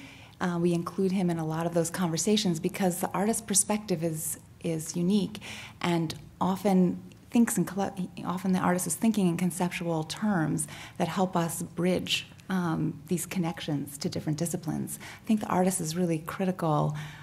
There are lots of ways you can involve them in programming, but just even working with faculty, we found an artist perspective is really useful.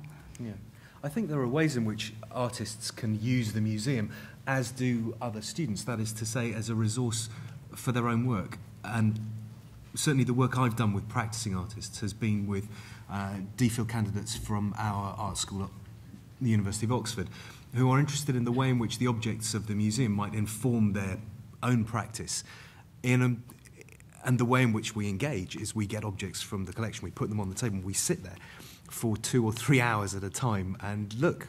And they ask questions of the objects, not really of me, but we talk together. They go away and they make work. It's not work which is coming to the museum, but it's the way the museum feeds them. My colleague, Centre German, is at the moment working with Elizabeth Price, who teaches in the university but also is a Turner Prize-winning artist and filmmaker, on a piece of work which will be drawn from and which will be inspired by aspects of our collections in classical archaeology. So there are kind of relationships of making and there are relationships of thought, I think. And it's those relationships of thought which have been at the root of a lot of the work we've done with practicing artists. I think the omission of artists on my part was simply because it wasn't what I was asked to speak about. I would have been happy to speak about the importance of having artists come into the museum and the frequency with which my teaching did it precisely that. I teach graduate students at Yale School of Art, as you heard, and the MFA students, I would bring them both into this gallery and specifically to the Manekin, in fact, the Rare Books and Manuscript Library, and it was transformative, you know. So who's our audience? Of course, it has to be our artists. I don't think that it goes without saying, in part, that's why I went a bit farther afield. But the last thing I should just add is I was just changed. I was transformed by an experience I had at the Guggenheim recently when Carrie Mae Weems, in a way, became a programmer at the institution, right? She put on a festival of sorts, a weekend festival inviting artists from, and curators, art historians, from O'Kane Weser to myself to the Astor Gates. She spoke with filmmakers. It was incredible. When I walked in that morning, I was asked to just read a passage.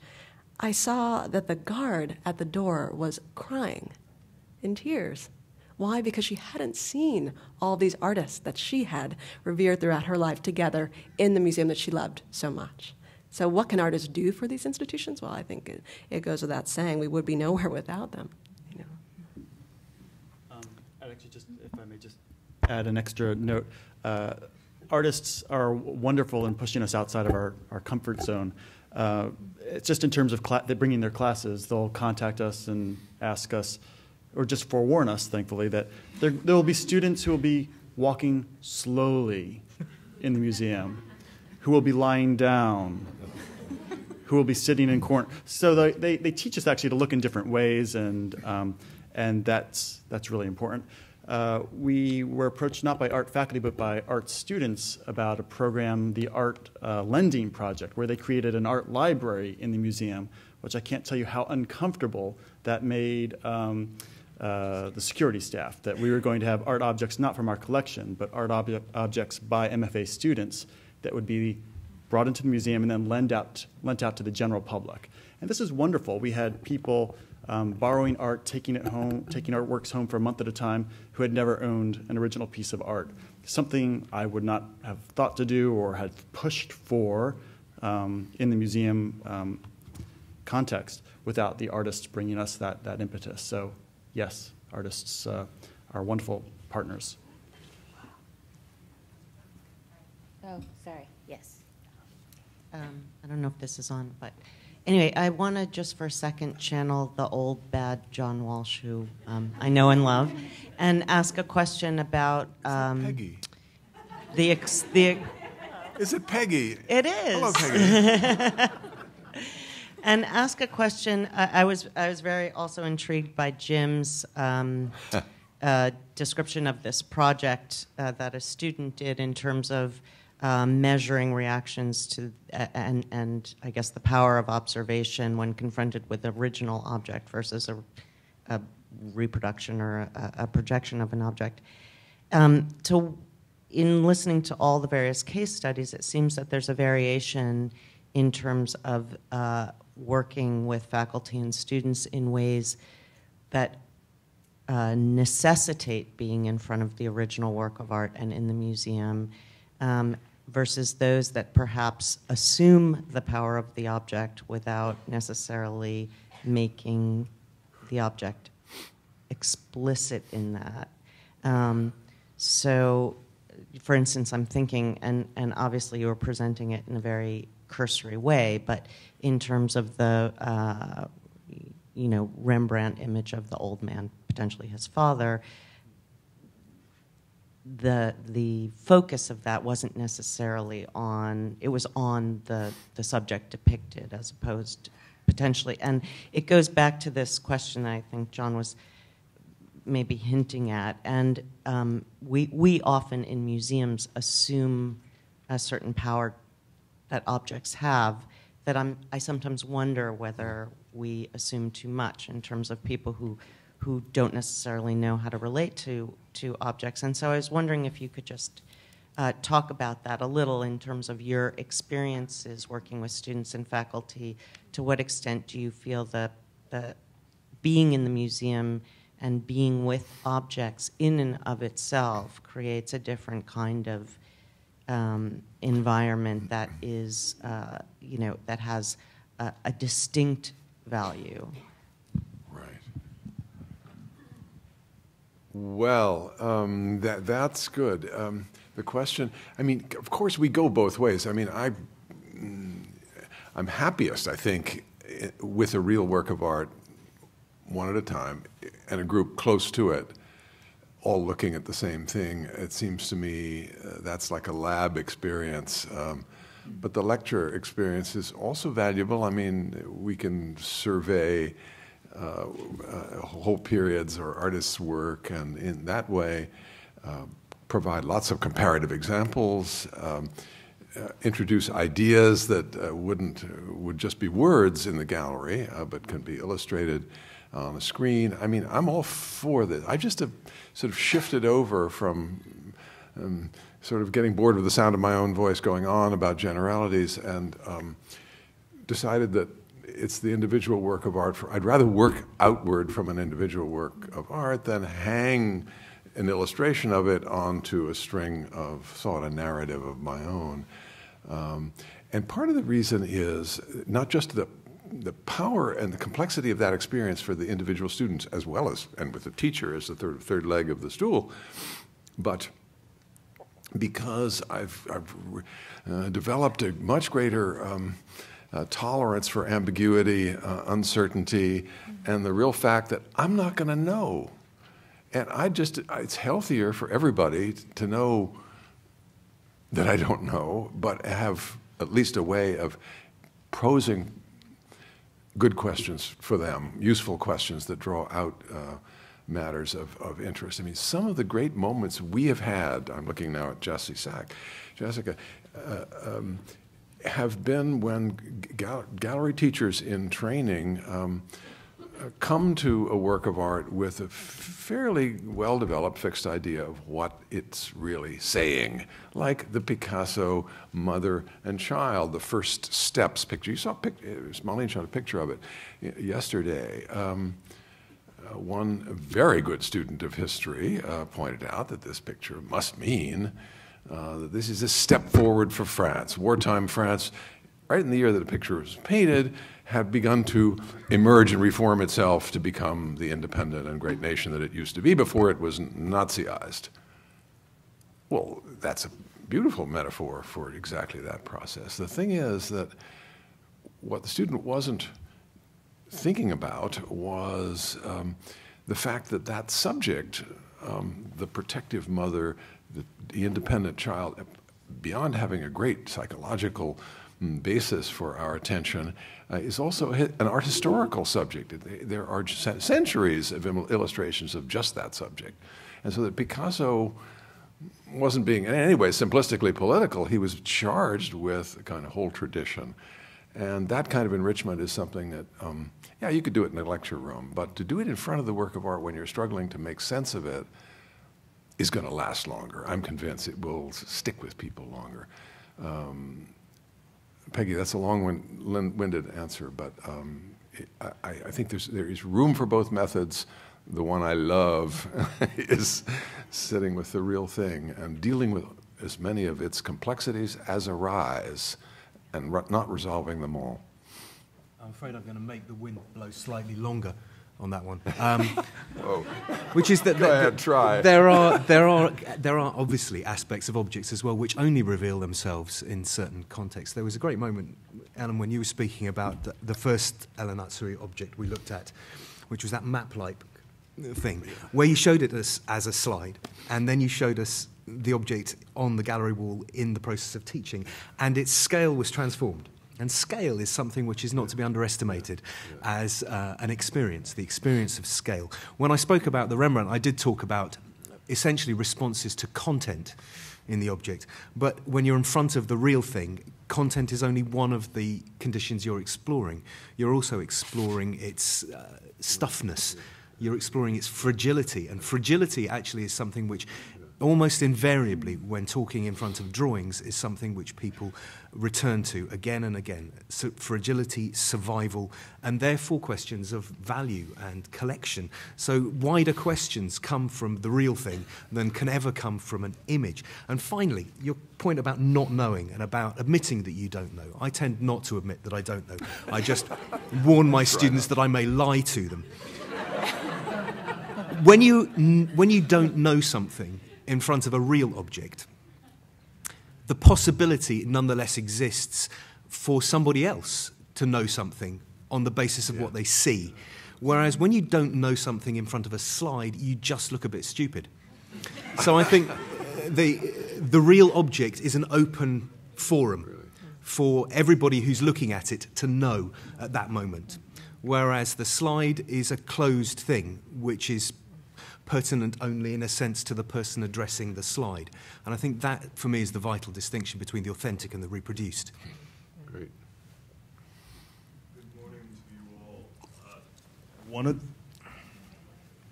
One of the questions that Ms. Manekin posed to the group was one about the navigation of the space between play and expertise.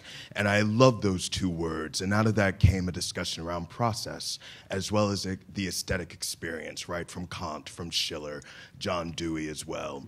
And one of the things that I'm thinking about at the Rhode Island School of Design is not just a relationship between curators, staff, and art educators with our collections for our faculty and our students, but also with K-12 audiences. As we know, process and play have traditionally left the public school system, Title I charter schools, parochial schools, private schools, and so on. And so I would love to ask this incredible and wonderful panel about resources for K-12 audiences who might be able to come once, have this incredible, open-ended, beautiful, playful, generative, illustrative experience, and then we might not see them again, right? And what is our relevance and resource to our broader communities to either give resources on website or after the visit to extend that invitation to teachers, students, and parents? What are those resources that we give to make sure that that play and process continues for the next generation of wonderful, engaged students? Thank you.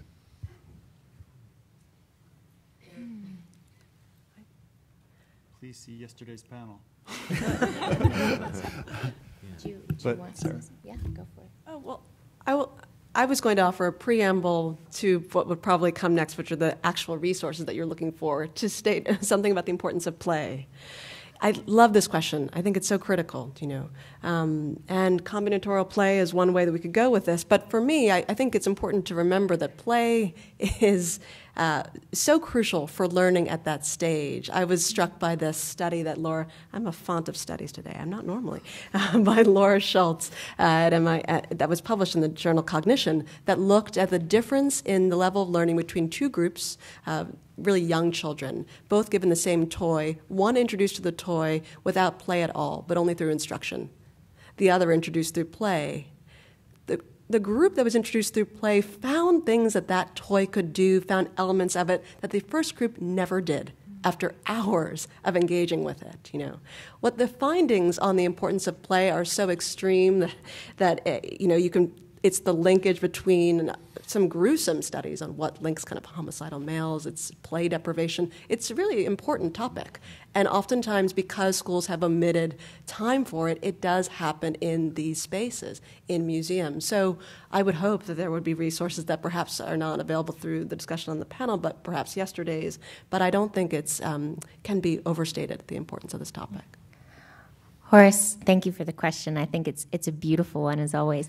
I think it is worth noting, though, that the academic curators are tasked with the university audiences, but the processes of describing sort of a comfort with ambiguity, looking together, learning, I think those are certainly things you know very well that we focus on here, and I hope people will discuss together the implications of these processes for other audiences. But these guys are tasked with something a little different for today. Other questions? I'm sorry, I did want to add to my initial note.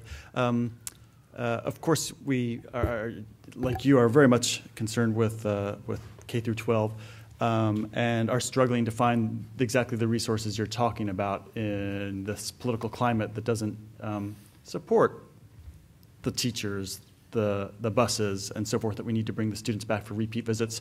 But many of you will be familiar with the recently much reported on study coming out of the Crystal Bridges Museum, nodding heads so that I can get probably better account of it than I can offer. But that actually reports on the impact of single visits by school children. I can't remember exactly their ages, that in fact it does enhance critical thinking, even the single visits. So not to undercut the importance that you're indicating of repeat visits, that there's so much more to gain, but even that one visit we should value as a meaningful one.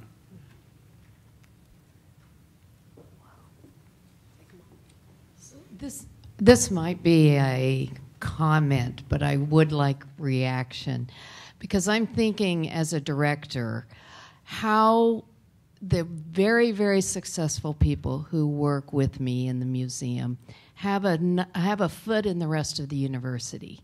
So as you are talking about how to get people in, how to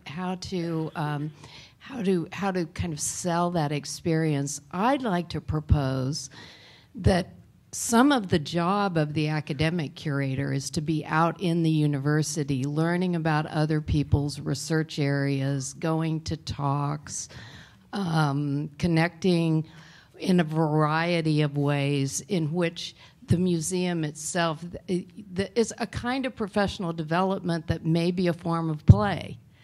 But in some sense, I'm wondering how the job description may change as new research continues to bubble up in every field. Don't take the mic away. I'm looking at David Odo sitting next to you, who's had a couple of years right here, more than a couple, doing exactly what you were describing. Right, sure. I mean, I think you're absolutely right about that. And as an academic curator, being a full member of the university, not just waving your doctorate card, as Eric was suggesting, but that's actually is part of it, is being a person who also has one's own research interests, who's contributing through talks and presentations.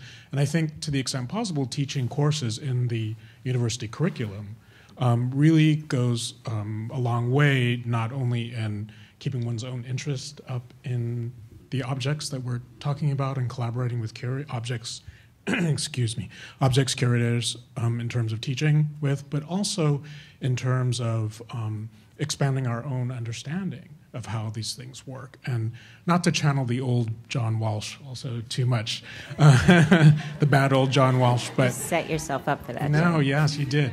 But, you know, actually I'm an anthropologist, trained as an anthropologist, not as an art historian.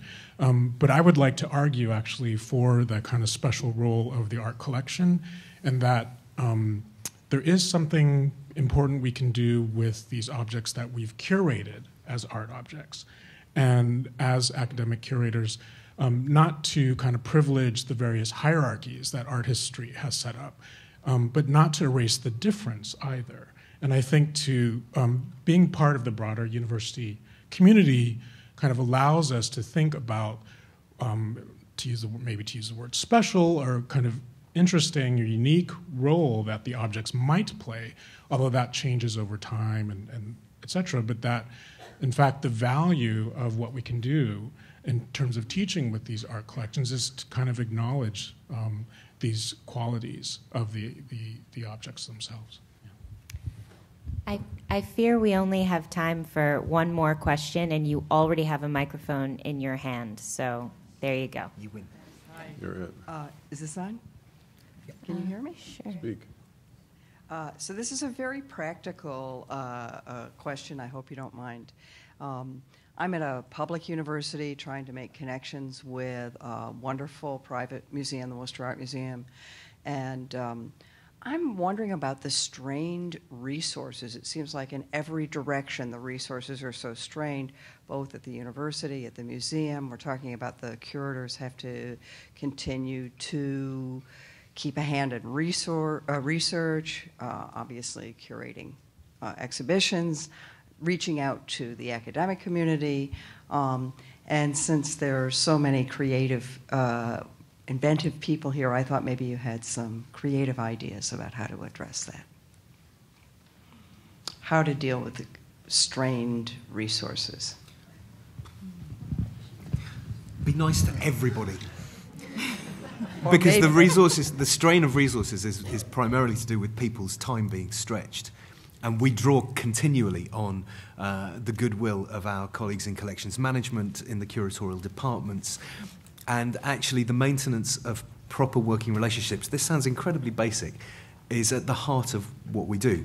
You know, you make friendships, literally you make friendships in order that people will help. And then you help back. So there is a kind of a collaborative, reciprocal thing in what we do, which necessitates us doing things which are not part of our remit in order that we can persuade the whole museum, if you like, into the project. So that sounds so straightforward as to be almost stupid, but that's what I would say.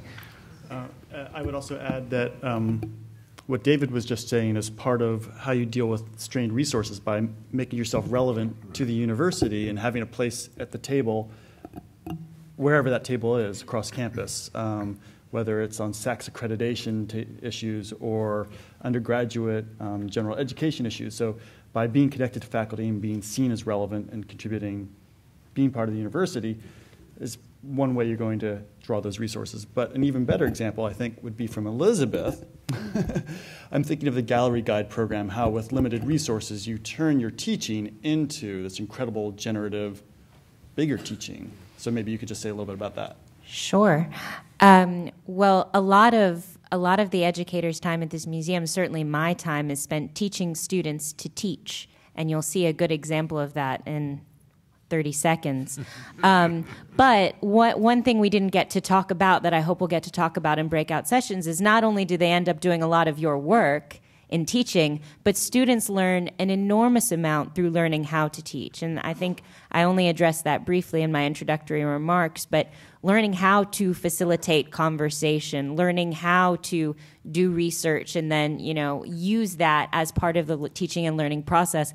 The students not only learn about art, they not only learn about the content, but through the process, they learn agility, they learn critical thinking, they learn to synthesize information on their feet, they learn to listen. They learn so many things in doing that, and they end up being really wonderful teachers. And whether they're history majors or econ majors or art history majors, they end up using those things as well. So yeah, use your students. They're extremely talented and very creative and bright. So. And on that, I didn't even plan that segue, but we have so many, we have so many questions, by the way, that didn't seem to be addressed at all. I hope you'll find us or whoever you wanted to talk to later on. But don't go anywhere now. I see you shuffling. Please stay seated. And thank you all for your attention and your time, and thank you, panelists, very much.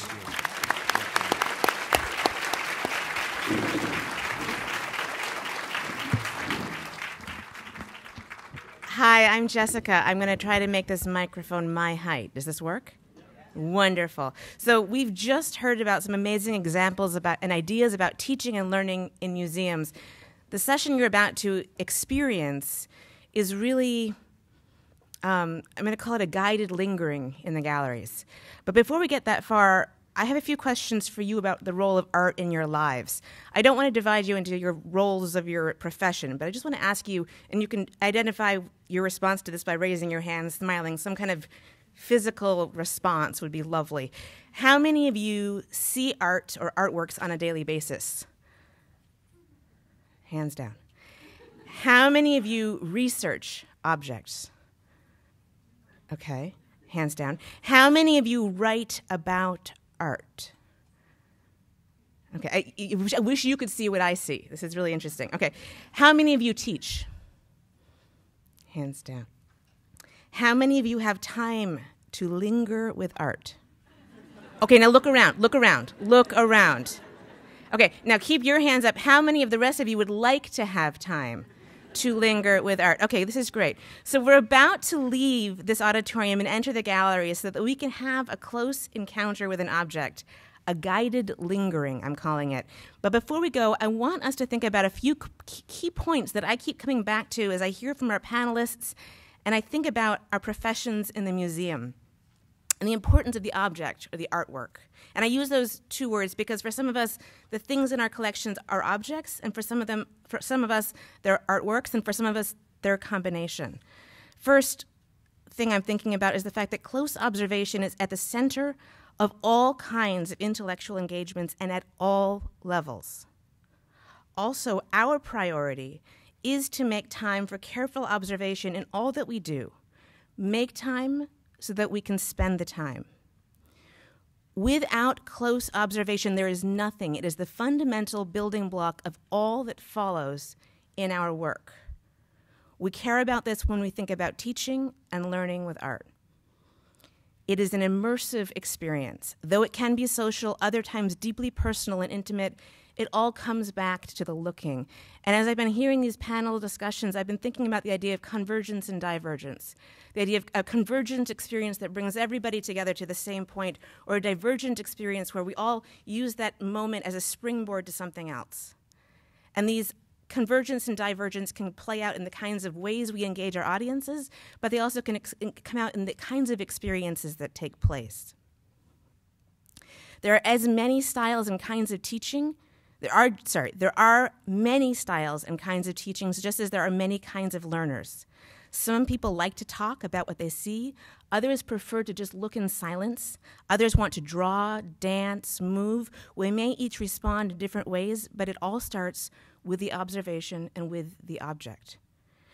Right now, we want all of you to participate in what happens here on a daily basis. Elizabeth and others have alluded to this gallery teacher program, the gallery guide program, and other things that we do at the gallery. Many of us in this museum, we're a teaching institution, we teach. We bring people to objects and we connect them in the space with the things around us. This is the moment in the conference where we experience the original. We're going to divide you into groups of 15 to 20 people as we leave this space, and you'll be led by a member of our teaching staff, a gallery teacher, a gallery guide, a curator, an educator, and you'll be taken to an object in the collection that is regularly taught from for all audiences. Once at that object, you will have the opportunity to take the time to look, to respond, to connect, and to linger. And then you'll have lunch. But this lingering, I think, is really, we spend so much time at these conferences talking about and looking at the slides of, but I want you all to have this moment